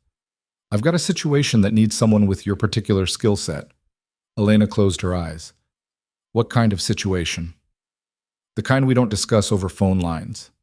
"Get in the car, Commander." "That's an order." The line went dead. Elena stood there for 10 seconds, phone in hand, every part of her screaming to walk away, to disappear, to find some quiet corner of the world where people didn't die and secrets didn't kill, and she could just stop. But she'd been a soldier too long, and soldiers didn't get to stop. She walked toward the parking lot, found the black sedan exactly where Reeves said it would be. The back door opened. Inside, barely visible in the dark, a figure waited. Elena recognized her immediately, even though they'd never met in person. Colonel Sarah Reeves, 50s, steel gray hair, eyes that had seen too many missions go wrong. "Get in," Reeves said. Elena hesitated. 1 second, 2. Then she got in. The door closed behind her. The sedan pulled away from Redwood Harbor Medical Center, away from the flashing lights and federal agents and the life she'd built over 4 months. Reeves handed her a folder. "Read." Elena opened it. The first page showed a photograph of a man, late 30s, military bearing, scar through his left eyebrow, General Victor Kane. "I know him," Elena said. "I know you do. You served under him in Baghdad, Operation Phantom River. He wrote your original recommendation for special operations." Elena flipped to the next page. Medical records, psychiatric evaluations, discharge orders. "He's clean," she said. "I checked his file myself." "You checked the file we wanted you to check." Reeves took the folder back. "The real file tells a different story. Kane wasn't wounded by hostile action. He was wounded trying to stop a massacre. Friendly fire, covered up, classified." "Why are you telling me this?" "Because the people who tried to kill him tonight, they weren't working for foreign intelligence.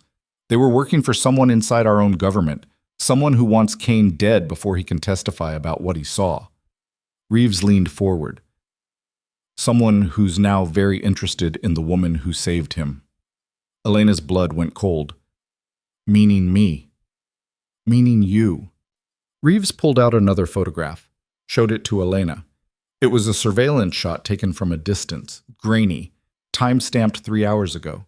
It showed Elena carrying Kane across the hospital roof, and in the bottom corner, written in red marker, "Priority target, identify and eliminate."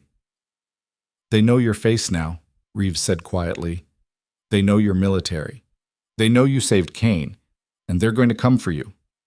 "Then I'll run." "Where?" "You're legally dead, no identity, no life to go back to. The only people who can protect you are the same people who erased you in the first place." Reeves's expression didn't change.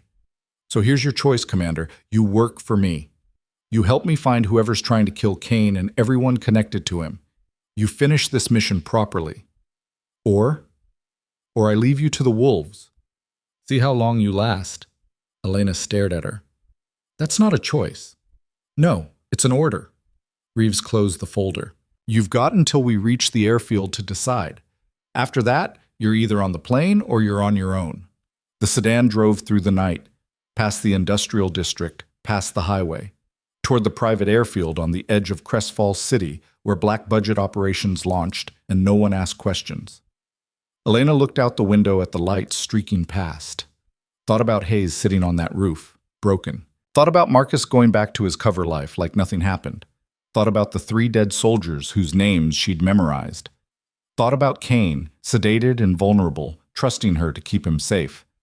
The sedan slowed, turned into the airfield entrance, Ahead, a plane waited on the tarmac. Small, fast, unmarked, the kind that took you places you didn't come back from. Reeves looked at her. "What's it going to be, Commander?"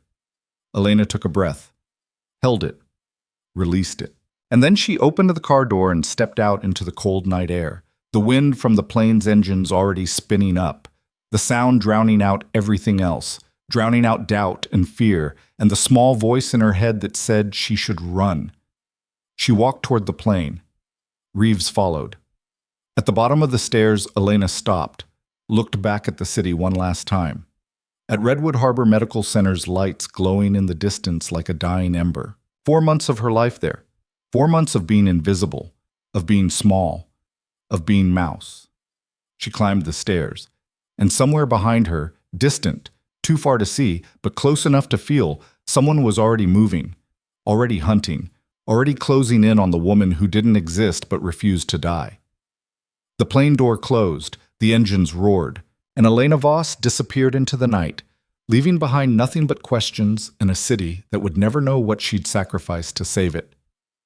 But in a hospital room 4 floors up, General Victor Kane opened his eyes for the first time in 6 hours, looked at the FBI agent sitting guard, and asked one question. "Where's Ghost?" The agent didn't know. Nobody did.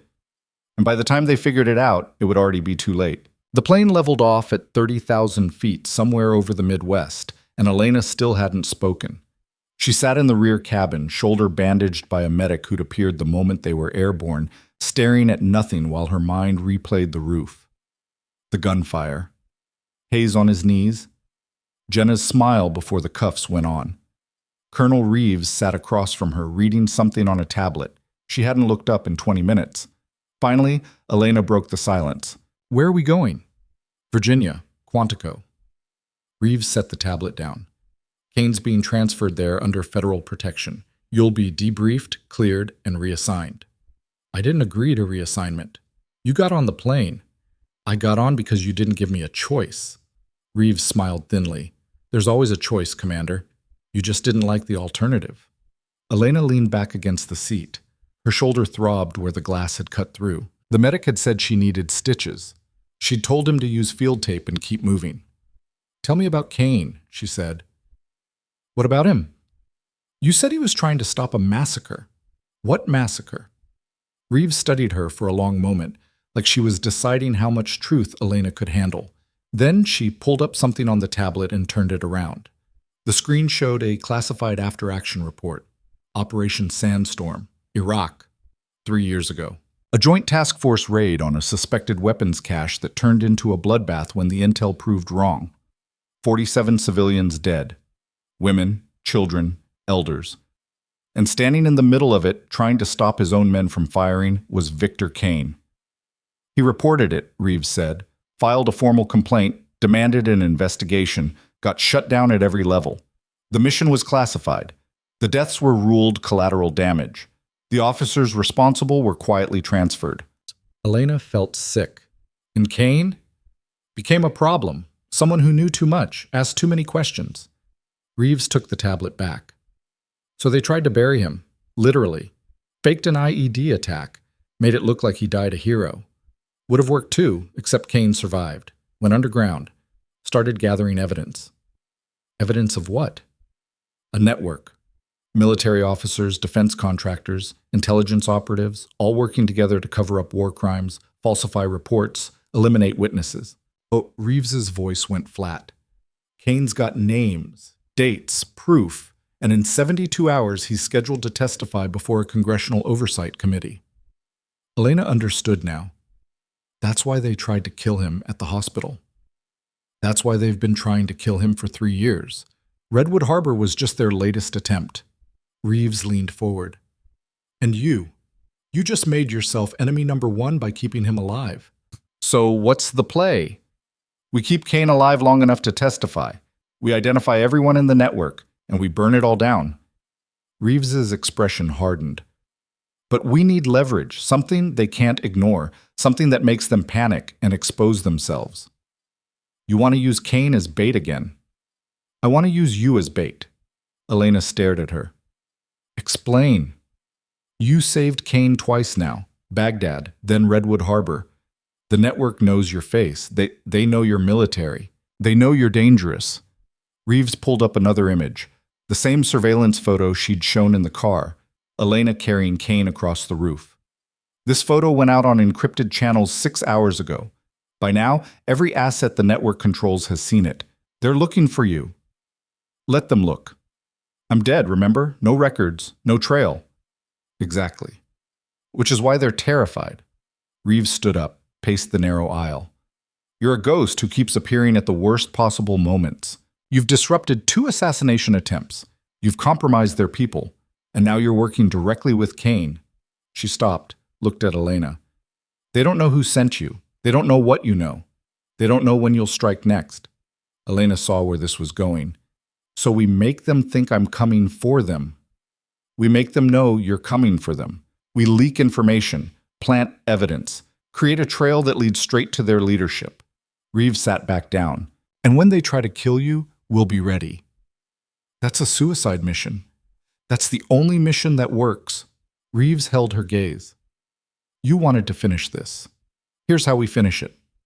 Elena closed her eyes, thought about the 3 dead soldiers, thought about Kane risking everything to expose the truth, thought about all the other victims, the ones who'd never get justice because people like Jenna had sold them out.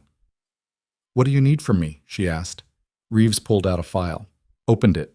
Inside were photographs, documents, transcripts. First, she said, we need you to disappear again. Listen. Quantico was concrete and fluorescent lights and the smell of gun oil and bad coffee. Elena was processed through a secure facility buried 3 levels underground, given new credentials, a new phone, and a room that looked like every military barracks she'd ever slept in. She didn't sleep, just sat on the edge of the bed, staring at the file Reeves had given her, memorizing faces and names. At 0600, someone knocked. Marcus stepped in, looking like he hadn't slept either.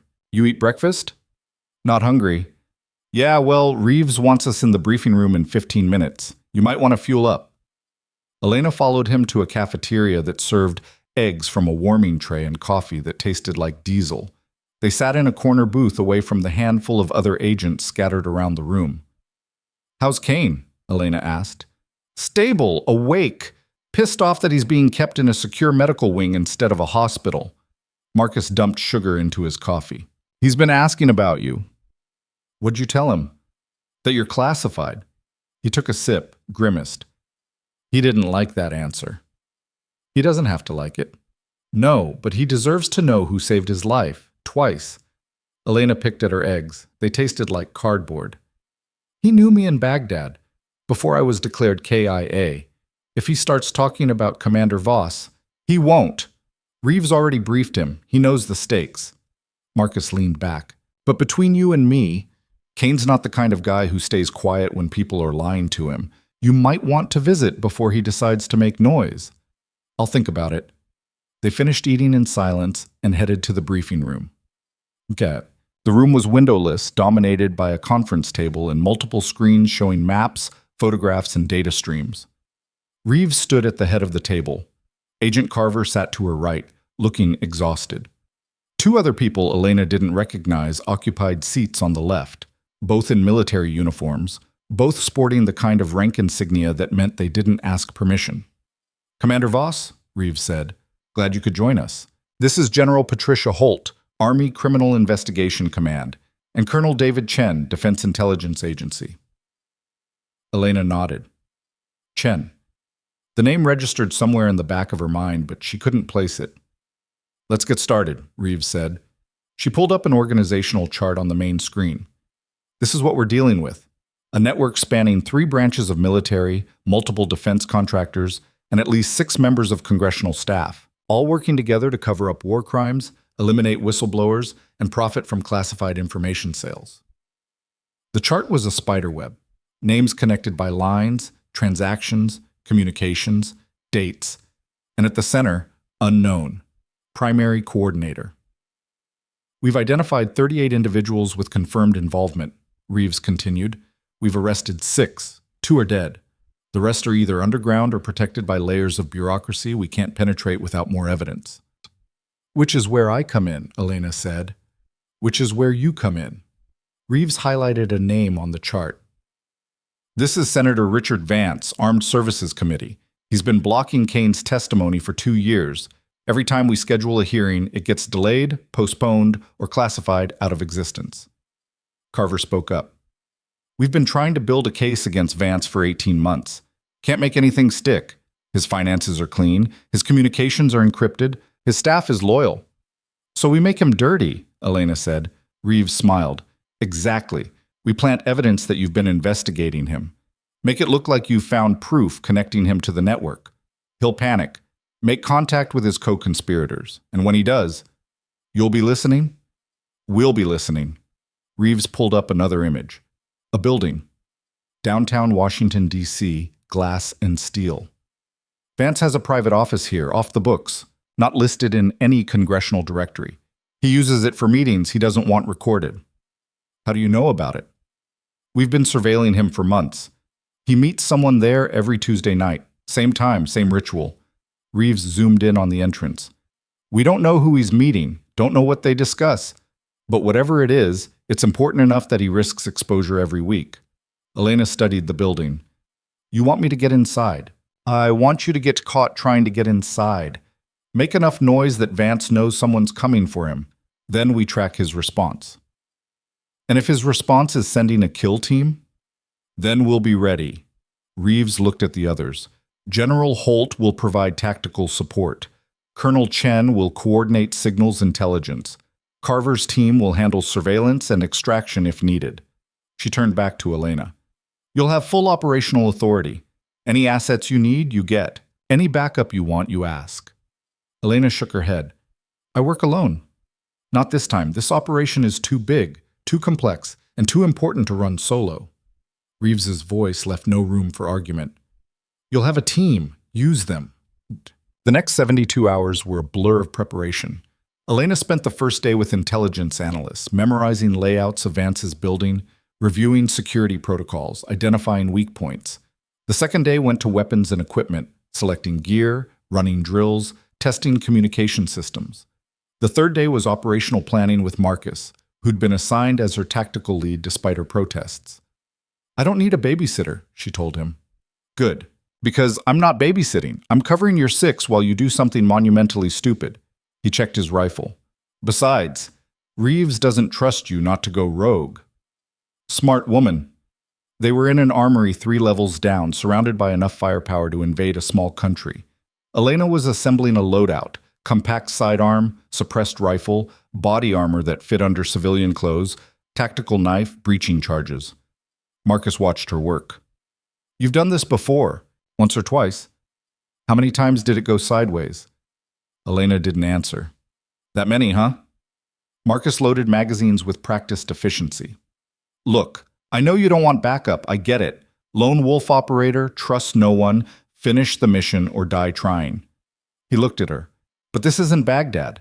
This isn't some black site operation where we can deny everything if it falls apart. This is Washington, D.C., federal jurisdiction. Media, everywhere. If you get caught, if you get killed, it becomes an international incident. Then I won't get caught.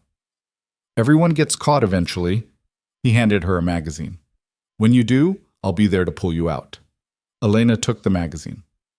Why? Why what? Why do you care? You've known me for 3 days. I'm a ghost you're supposed to investigate. Why risk your career, your life, helping me? Marcus was quiet for a moment. Then, because 17 years ago I was a field medic in Afghanistan, got separated from my unit during an ambush, spent 3 days behind enemy lines with a sucking chest wound and a radio that didn't work. Should have died. He met her eyes. Didn't, because someone came back for me, someone who didn't have to. Someone who risked everything to pull one grunt out of the fire. Kane, Elena said. Kane. Marcus checked his watch. So yeah, I care, because the man you saved, he saved me first, and I'm not letting either of you down. Elena nodded slowly. Fair enough. They finished prepping in silence. Tuesday night came cold and clear. Elena sat in the back of a surveillance van 2 blocks from Vance's building, watching feeds from 6 different cameras. Marcus was beside her, checking equipment. Carver monitored communications from Quantico. Reeves was somewhere with the tactical teams, coordinating pieces Elena couldn't see. "Target arriving," someone said over the radio.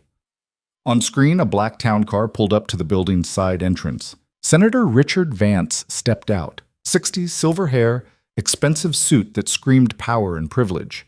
He glanced around once, then disappeared inside. "He's early," Marcus noted. "Nervous," Elena said. "Good. How long do we wait?" "Until he's settled. 20 minutes." They waited.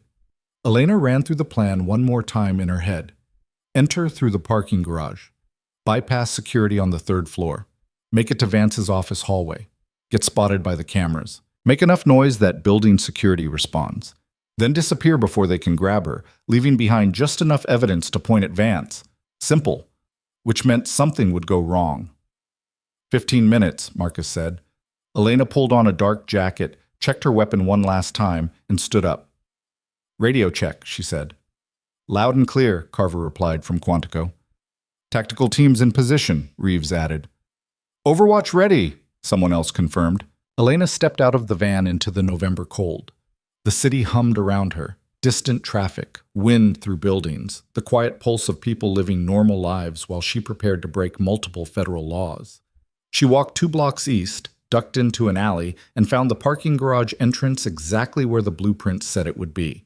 Security camera above the door. She pulled her hood up, kept her head down, and swiped a cloned access card.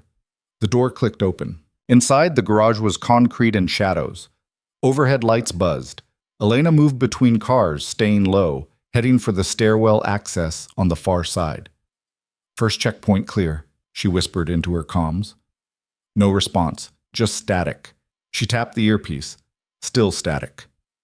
"Comms are down," she said, knowing no one could hear her. Jammer. Someone was blocking transmissions, which meant someone knew she was coming. Elena drew her weapon and kept moving. The stairwell was empty. She climbed to the 3rd floor, paused at the door, listening. Nothing. She eased it open. The hallway beyond was corporate neutral, beige carpet, bland art on the walls, doors marked with suite numbers. Vance's office was at the end. 307. Halfway there, Elena spotted the camera, red light blinking, recording. She kept walking. Let it see her. Let building security start scrambling. But when she reached suite 307, the door was already open. Elena stopped, every instinct screaming. This was wrong. She cleared the doorway fast, weapon up, scanning corners. The office was empty. Desk, chairs, bookshelves. Nothing out of place, except for the body. Senator Richard Vance sat in his chair behind the desk, head tilted back, eyes staring at nothing. Blood soaked through his shirt from a single gunshot wound to the chest. Still warm. Maybe 5 minutes dead. Elena backed toward the door, mind racing. This was a setup. Someone had killed Vance and left her to take the fall. She turned to run and found herself face to face with 6 federal agents in full tactical gear, weapons trained on her chest. "Don't move!" Elena froze.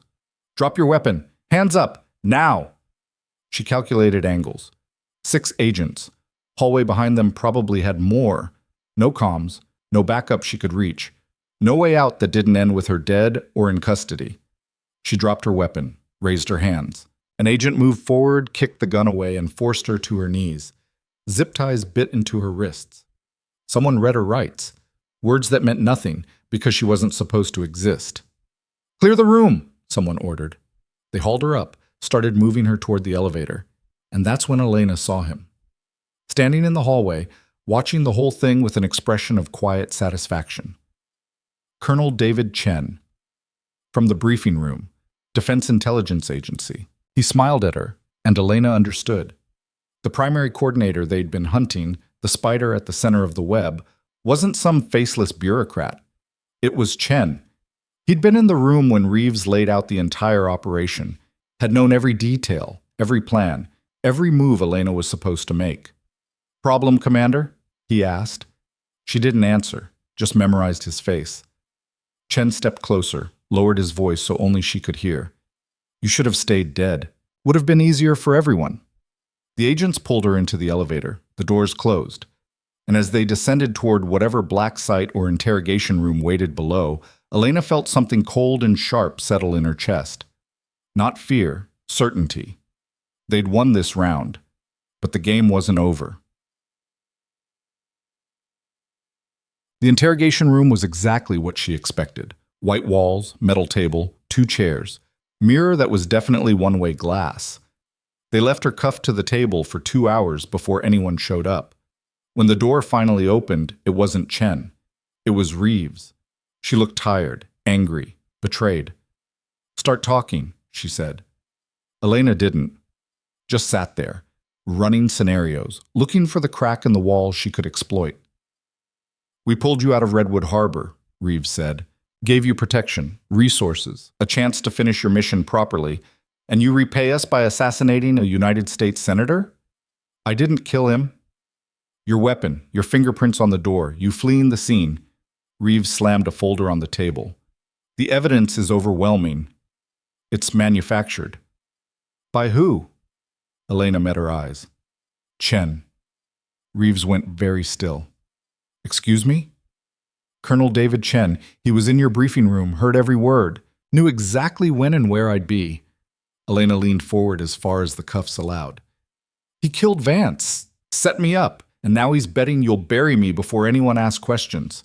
That's insane." "Is it? Think about it. The network we've been hunting, how did they always stay one step ahead? How did they know Kane was going to testify? How did they know I was at Redwood Harbor?" Elena's voice dropped. "Because someone on the inside was feeding them information. Someone with access to everything. Someone like Chen." Reeves stared at her. "You have proof?" "Check the autopsy. Vance was killed with a 9mm. I carry a .45. Elena nodded toward the folder. "Check the time of death. I didn't arrive until after he was already dead. Security footage will show it." "Security footage shows you entering the building. It doesn't show me killing him, because I didn't." Reeves was quiet for a long time. Then she stood up, walked to the mirror, and said something Elena couldn't hear. The door opened. Marcus stepped in. He looked at Elena. No anger, no accusation, just a question. "You trust me?" "I don't trust anyone." "Smart, but right now you need to." He unlocked her cuffs. "We've got about 10 minutes before Chen realizes we pulled you out of federal custody. After that, all hell breaks loose." Elena rubbed her wrists. "Where are we going?" "Somewhere we can prove you're innocent." Marcus handed her a phone. "And take down the bastard who set you up." Reeves appeared in the doorway. "If you're lying, if any of this is misdirection, I will bury you so deep no one will ever find you." "Understood." "Good." Reeves checked her watch. "You've got 12 hours to bring me proof. After that, I've got to turn this over to the FBI, and you become someone else's problem." Elena stood up. 12 hours is all I need." They moved fast through hallways Elena didn't recognize, upstairs that led to a parking structure, into an unmarked vehicle that peeled out before she'd even closed the door. Marcus drove. Reeves sat in the passenger seat making calls on an encrypted phone. "Where's Kane?" Elena asked. "Secure facility. Chen doesn't know the location." Reeves ended a call, started another. "But that won't last. Chen's got clearance, connections. He'll find him eventually." "Then we move Kane, now." "Already in progress." Reeves glanced back. But moving him makes him vulnerable. He needs to testify tomorrow morning, Congressional Oversight Committee, 9 a.m. It's our only shot at getting this on the record before Chen can shut it down." "Chen will try to stop it." "Let him try." Reeves's expression hardened. "We'll be ready." Elena looked out the window. The city streaked past. Lights and shadows and people who had no idea what was happening in the dark spaces between the laws they thought protected them. "I need access to Chen's service record," she said. "Financial history, communications, everything." "That's classified above my pay grade." "Then get someone with a higher pay grade." Reeves made another call. They drove through the night toward something that looked like hope, but felt like walking into a trap. And somewhere behind them, maybe close, maybe far, impossible to tell, Colonel David Chen was making his own calls, activating his own assets, preparing for a war he thought he'd already won. But Elena had been underestimated before, had been dismissed, belittled, erased, and every single time she'd survived. Tomorrow, she wouldn't just survive. She'd make sure everyone who'd tried to kill her wished they'd succeeded. The safe house was a 3-story townhome in Alexandria that smelled like dust and abandonment. Marcus swept it room by room while Elena stood in the kitchen, watching Reeves pull up files on a laptop that probably cost more than Elena's entire cover apartment. "Chen's record is clean," Reeves said without looking up. "Academy honors, commendations, 2 Bronze Stars, everything you'd expect from someone who climbed to full colonel by 43. Nobody's that clean." Apparently he is. Reeves scrolled through pages of service history. No gaps, no inconsistencies, no red flags. Elena moved closer, scanning the screen. What about his financials? Standard military salary, modest investments, nothing offshore, nothing hidden. Reeves pulled up bank statements. He's either legitimately clean or so good at hiding it that we'll never find proof. There's always proof. Not in 12 hours there isn't. Marcus returned from his sweep. House is clear, no surveillance, no bugs. "We're good for now." Elena ignored him, focused on the laptop. Something was bothering her. Something about the way Chen had smiled in that hallway. Too confident, too certain, like he'd already won. "Pull up Operation Sandstorm," she said. Reeves typed. The file opened. Elena leaned over her shoulder, reading fast. Operation Sandstorm, Iraq, 3 years ago. Joint Task Force commanded by then Major Victor Kane. Intelligence provided by Defense Intelligence Agency. Intelligence officer assigned, Lieutenant Colonel David Morrison. Elena stopped. "Who's Morrison?" Reeves scrolled to a personnel file. Photo of a man in his late 30s, square jaw, cold eyes, different face, same expression she'd seen in that hallway. "Morrison was killed 2 years ago," Reeves said.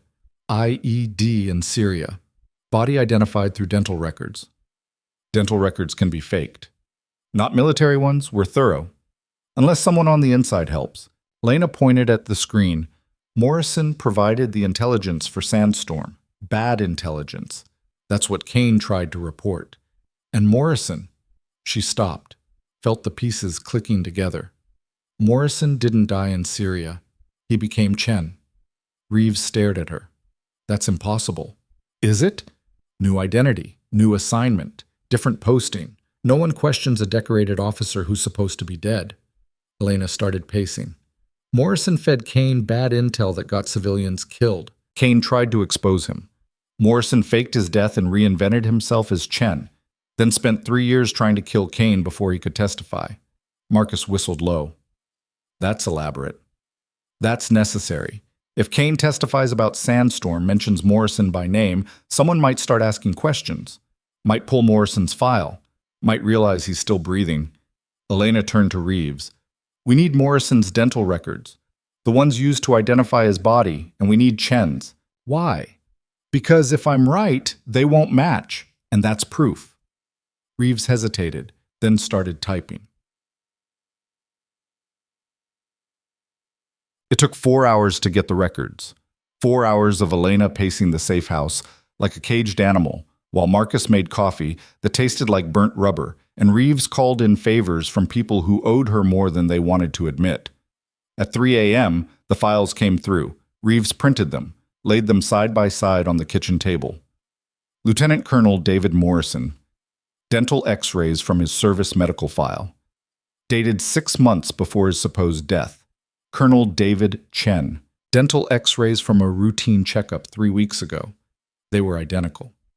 Son of a bitch, Marcus breathed. Elena didn't say anything, just stared at the proof she'd been right. Chen was Morrison. Morrison was alive, and he'd murdered a senator to frame her and protect himself. We've got him, Reeves said quietly. This is enough for an arrest warrant. Enough to stop Kane's testimony from being blocked. Enough to... It's not enough, Elena interrupted. What are you talking about? This proves... It proves Chen lied about his identity. It doesn't prove he's running the network. Doesn't prove he killed Vance. Doesn't prove anything except he faked his death. Elena looked at her. He'll have a story ready. Always does. He'll say he went undercover, that Morrison's death was part of a classified operation, that he can't discuss it without compromising national security. Then we force him to discuss it. How? By asking nicely? Elena shook her head. No. We need him to confess. On record. In front of witnesses who can't be silenced. Marcus crossed his arms. You're talking about Kane's testimony. I'm talking about giving Kane the ammunition he needs to bury everyone involved, including Chen. Elena turned to Reeves. When does the hearing start? 9 a.m. Congressional Office Building, closed session. Only committee members and Kane. Make it public. I can't. It's classified. Then declassify it. Leak it. I don't care how you do it. Elena's voice went hard. But if Kane testifies behind closed doors, Chen will find a way to suppress it. We need cameras. We need reporters. We need the whole country watching when the truth comes out. Reeves was quiet for a long moment. Then she pulled out her phone. I know a journalist, Pulitzer winner, specializes in military corruption. If I give her this story, she'll run with it, Marcus finished. She'll run with it. Reeves started typing. And by morning, every news outlet in D.C. will be camped outside that hearing room. Elena nodded. Good. Now we just need to keep Kane alive long enough to get there. They moved Kane at 5 a.m. 3 vehicles. Armed escort. Route chosen 90 seconds before departure to prevent leaks. Elena rode in the second vehicle with Marcus while Reeves coordinated from Quantico. Kane sat across from them, looking pale but alert. He'd refused a wheelchair, refused help walking, refused everything except the chance to finally tell the truth. You look like hell, he told Elena. You're one to talk? He almost smiled. Fair point. Then serious again. They briefed me about Chen, about what you found. We found it together. No, you found it. I just got shot and complained a lot. Kane shifted in his seat, wincing. I owe you my life. Twice now. You don't owe me anything. I owe you everything. He met her eyes. Baghdad. Phantom River. I should have protected you better, should have kept you from being erased. Elena shook her head. That wasn't your call.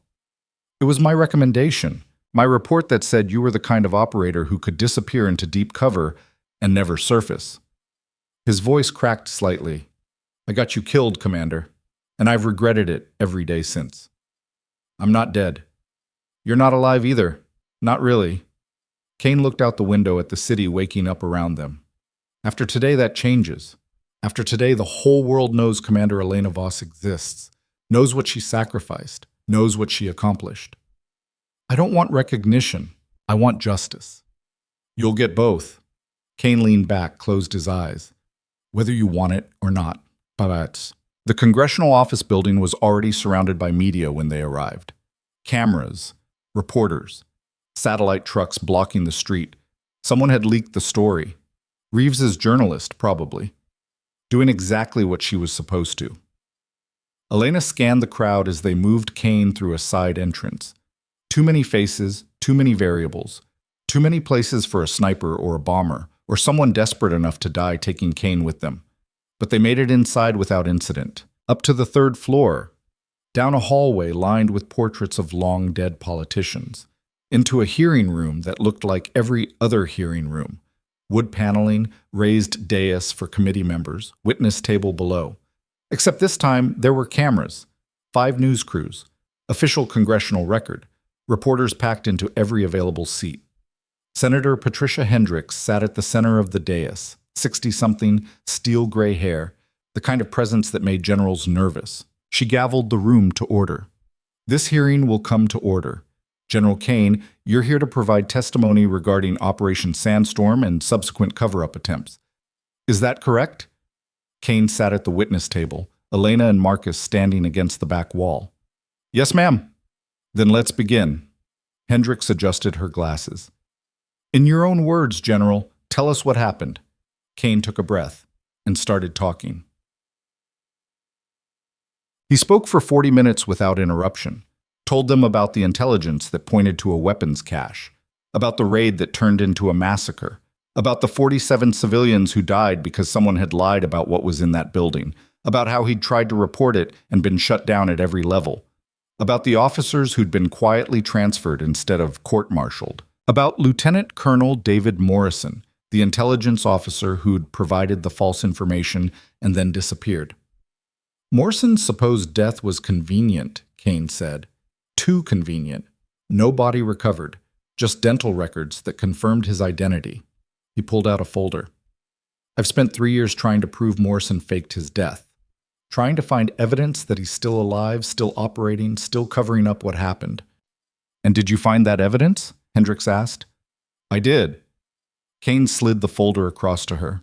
Inside, the dental records Elena had found. Morrison's.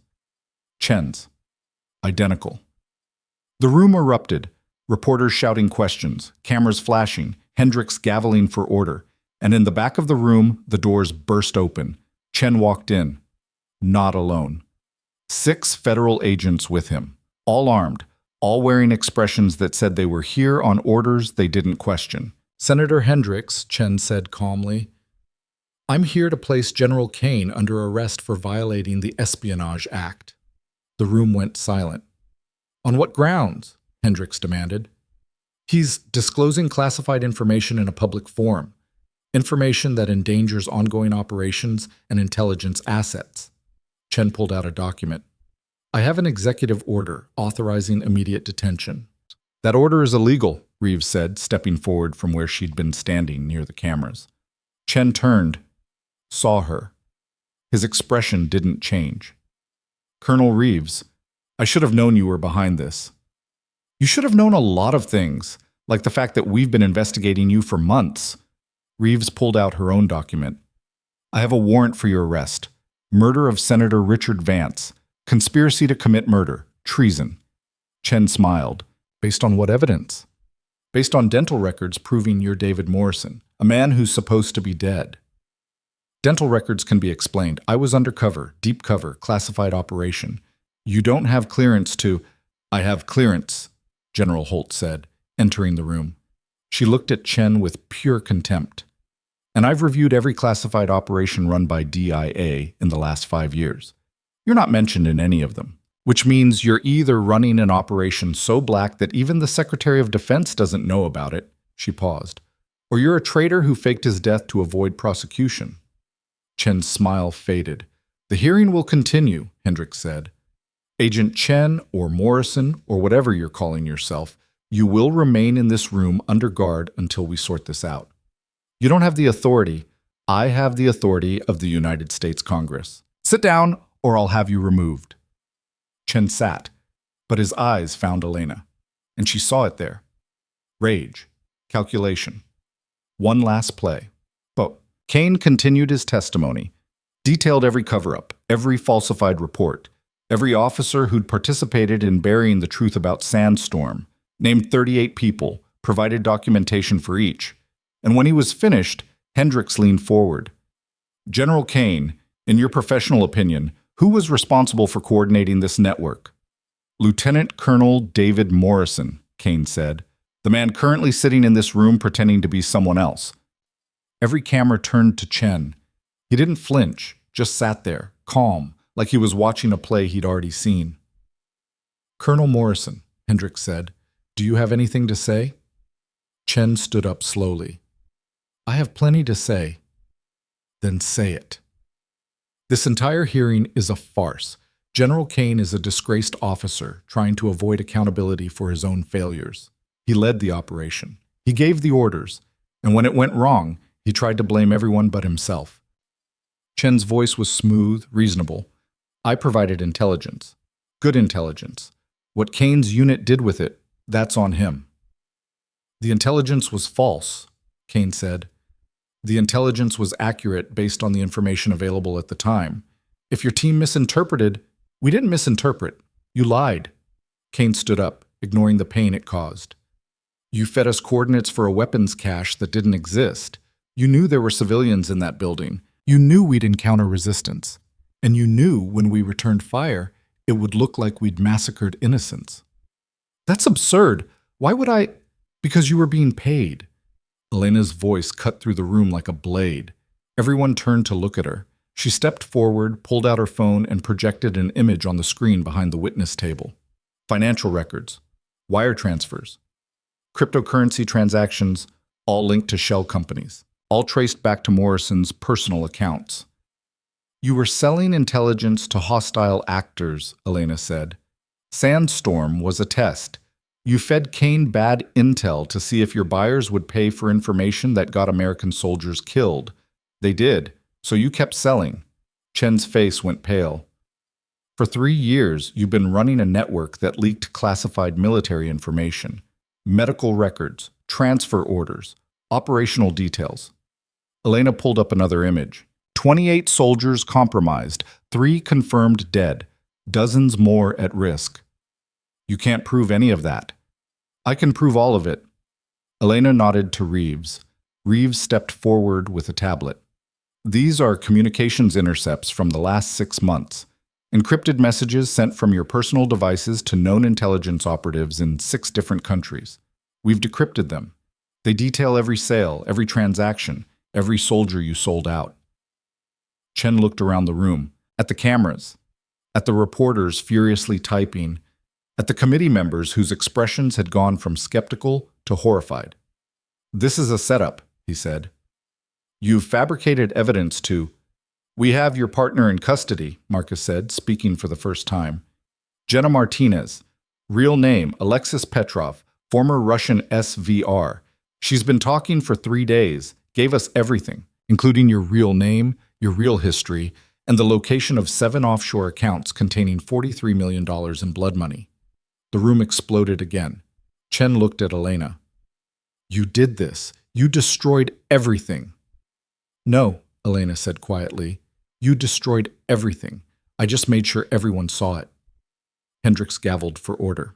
Colonel Morrison, you are hereby remanded into federal custody pending formal charges of treason, conspiracy to commit murder, and violations of the Espionage Act. Marshal, take him. Federal marshals moved in. Chen didn't resist, just kept staring at Elena as they cuffed him. You were nobody, he said. Just a nurse. How did you eat? I was never nobody, Elena said. You just weren't looking. They let him out, and as the door closed behind him, the room erupted in questions. But Elena didn't hear them, just stood there, feeling 3 years of rage and grief and determination finally drain away. It was over. The aftermath took weeks. Chen, Morrison, was formally charged with 37 counts, including treason, murder, and conspiracy. His trial date was set for 6 months out, but legal experts predicted he'd take a plea to avoid execution. Jenna Petrov testified against him in exchange for a reduced sentence, 20 years in federal prison instead of life. Greg Dawson got 15 years. Cried during sentencing. 14 other members of the network were arrested. 8 agreed to cooperate. 6 lawyered up and waited for the inevitable. Dr. Malcolm Hayes was fully cleared. Returned to Redwood Harbor Medical Center as chief of surgery. Wrote Elena a letter she never answered. General Victor Kane testified before Congress 3 more times. Each testimony revealed another layer of corruption. By the end, 68 people had been arrested or forced to resign. And Elena? Elena disappeared again. 6 weeks after the hearing, she stood on a rooftop in Crestfall City, watching the sun set over a skyline she'd protected without anyone knowing she existed. Marcus found her there. Thought I'd find you here. I'm hard to lose. So I've noticed. He leaned against the ledge next to her. Reeves is looking for you. Reeves is always looking for me. She wants to know if you're accepting the reassignment. Elena had gotten the offer 3 days ago. Full reinstatement. Commander rank restored. Choice of assignment anywhere in the world. A chance to come back from the dead officially. I haven't decided, she said. You've been dead 3 years. Don't you want your life back? I don't know what that means anymore. Elena looked at him. Who am I if I'm not undercover? If I'm not hunting? If I'm not invisible? Marcus was quiet for a moment. You're the woman who saved a general's life, who exposed a traitor, who brought down a network that had been operating for years. He smiled. You're the woman who walked into a hospital as nobody and walked out as a legend. Legends are for people who die. I'm still here. Exactly. So figure out what you want to do with that. Elena thought about it, about Redwood Harbor, about the staff who'd mocked her, about the patients she'd helped, about the strange satisfaction of doing good work while everyone underestimated her. I want to train people, she said slowly. Operators. Young ones. The kind who get erased like I did. I want to teach them how to survive it, how to come back. Marcus nodded. Reeves thought you might say that. She's already setting up a program, wants you to run it. Where? Quantico, small unit, classified, training the next generation of ghosts. He handed her a folder. Full details inside. No pressure. But she needs an answer by Monday. Elena took the folder. Didn't open it. Just held it. Kane wants to see you, Marcus added. He's being released from the medical wing tomorrow. Moving to a secure location until the trials are over. This is probably your last chance. I'll think about it. You do that. Marcus turned to leave, then stopped. For what it's worth. I'm glad you're alive, officially or not. Thanks. He left. Elena stood there until the sun disappeared completely and the city lights took over, transforming Crestfall into a constellation of windows and street lamps and lives being lived in the spaces she'd protected. Then she opened the folder. Read the proposal, the mission parameters, the resources available. And at the bottom, a handwritten note from Reeves. You were invisible because they didn't know how to see you. Teach them to see themselves. Esther Elena closed the folder and smiled. She visited Kane the next morning. He was in civilian clothes, looking healthier than he had in months. Sitting in a chair by the window, reading a book about military history that was probably older than both of them. Commander, he said when she entered, wasn't sure you'd come. Neither was I. He set the book down. I'm headed to Montana, small cabin, middle of nowhere, going to disappear for a while. Sounds nice. Sounds necessary. Kane looked at her. What about you? What's next? Training program, Quantico. Teaching operators how to survive deep cover. That's good. That's important. He paused. Will you teach them about Phantom River? I'll teach them what I learned from it. Which is? Elena thought about it. About Baghdad. About being erased. About 4 months in a hospital being treated like she didn't matter. That being underestimated is the most powerful weapon we have, she said. That people who don't see you coming can't stop you, and that justice doesn't need recognition to be real. Kane smiled. That's a good lesson. It's the only one that matters. They sat in comfortable silence for a while. Two soldiers who'd been erased and refused to stay gone. Finally, Kane said, Thank you for saving my life, for finishing what I started, for being the kind of soldier I wish I'd been. You were that soldier. You tried to do the right thing. I tried. You succeeded. He stood up, offered his hand. It's been an honor, Commander. Elena shook it. The honor was mine, sir. She left him there, walked out of the medical facility, got in her car, and drove back to Crestfall City one last time. Wapo. Redwood Harbor Medical Center looked different in the daylight, less menacing, more like what it actually was, a place where people came to heal.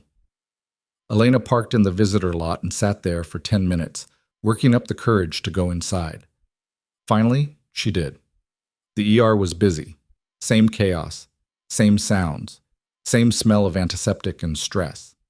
Jenna's replacement was at the nurse's station, a young woman who looked competent and kind. Marcus was in Trauma 1, working on a patient. He looked up when Elena passed, nodded once, then went back to work. She found Hayes in his office. He looked up when she knocked. Surprise flickered across his face, then something that might have been shame. Commander Voss, he said. I didn't expect to see you again. I won't be here long. Elena stepped inside. I just wanted to say something. I read about what you did, about Morrison and the network. It's incredible work. It's finished work. Elena met his eyes. You treated me like garbage for 4 months, made me feel worthless, incompetent, like I didn't belong here. Hayes looked down. I know, and Let me finish. Elena's voice was calm, steady. You treated me that way because you didn't know who I was, didn't know what I could do. You saw a scared nurse and decided that's all I'd ever be. I was wrong. Yes, you were. Elena paused. But you also gave me admin access when it mattered, believed me when I told you about the leak, helped me even though it risked your career. Hayes looked up. So here's what I wanted to say, Elena continued. Thank you for helping when it counted, and maybe next time you meet someone who seems weak, someone who struggles, someone who doesn't fit your definition of competent. She smiled slightly. Maybe give them a chance before you decide who they are. Hayes nodded slowly. I will. I promise. Good. She turned to leave. Commander, Hayes said, For what it's worth, you were the best nurse I ever worked with. And I mean that. Elena stopped, looked back. I was never a nurse, Dr. Hayes. I was a soldier doing a job. But I appreciate you saying it anyway. She walked out. Through the ER, past the staff who'd mocked her, past the rooms where she'd saved lives while everyone thought she was just going through the motions. And when she stepped outside into the cold November air, she felt lighter than she had in years. 3 months later, Elena stood in front of 12 operators at Quantico. All of them young, all of them scared, all of them about to be erased and sent into deep cover operations that might kill them. My name is Commander Elena Voss, she said. 3 years ago, I was declared KIA to facilitate an infiltration mission. For those 3 years, I didn't exist. I had no name, no rank, no recognition. I was invisible. The operators listened. Some of you will spend years undercover. Some of you will be forgotten by the people who sent you. Some of you will wonder if anyone remembers you're alive. Elena walked along the line, meeting each gaze. I'm here to tell you that being forgotten is your greatest asset. Being underestimated is your most powerful weapon. And being invisible doesn't mean you don't matter. She stopped, looked at all of them. It means you can do things no one sees coming, accomplish missions no one thinks are possible, save lives no one knows are at risk. She paused. And when the job is done, when the mission is complete, you'll come back to a world that may not know what you sacrificed, that may not understand what you endured, that may never recognize your name. One of the operators, a young woman who reminded Elena of herself, raised her hand. Then why do it? Elena smiled. Because someone has to. Because the people we protect deserve safety even if they never know who provided it. Because justice doesn't need an audience to be real. She pulled up an image on the screen behind her. The photograph from Morrison's surveillance. Elena carrying Kane across the hospital roof. This photo was taken during my last mission. The people who took it were trying to kill me, trying to identify me, trying to stop me from completing my objective. Elena looked at it. They failed. Not because I was stronger, not because I was smarter, but because they underestimated what someone invisible could do. She turned back to the operators. That's what I'm going to teach you. How to be underestimated, how to survive being erased, how to accomplish the impossible while everyone thinks you're nobody. Elena's voice hardened. And how to come back from the dead when the mission is over.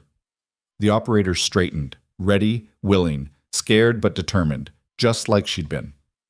Welcome to Ghost Protocol, Elena said. Let's get started. Years later, when people asked about the network that had been exposed, about the soldiers who'd been saved, about the justice that had finally been served, they talked about General Victor Kane, about his courage, his testimony, his refusal to stay silent. They talked about Colonel Reeves and her investigation, about Agent Carver and the FBI's role, about the journalists who'd broken the story, but they rarely mentioned Commander Elena Voss, the woman who'd spent 4 months being invisible, who'd endured humiliation and contempt while hunting a traitor, who'd saved a general's life twice and brought down a network that had operated for years. Her name appeared in classified reports, in redacted files, in briefings that would never see public light. But the people she trained knew her name. The operators she saved knew what she'd sacrificed. And somewhere in a hospital in Crestfall City, a plaque hung in the staff lounge that read, "In memory of all those who serve in silence." Nobody knew who'd put it there, but Elena saw it every time she visited, and every time she smiled. Because being invisible didn't mean you didn't matter. It meant you mattered in ways people couldn't measure. In lives saved, in justice delivered, in truths exposed. And that was enough. That was everything. Elena Voss had been nobody. A nurse. A ghost. A woman people looked through instead of at. And in being nobody, she'd become exactly what the world needed. A force they never saw coming. A weapon they couldn't stop. A reminder that strength doesn't always announce itself. Sometimes it whispers. Sometimes it hides. Sometimes it shows up wearing scrubs and an apologetic smile. And sometimes, just sometimes, that's exactly what changes everything. The end.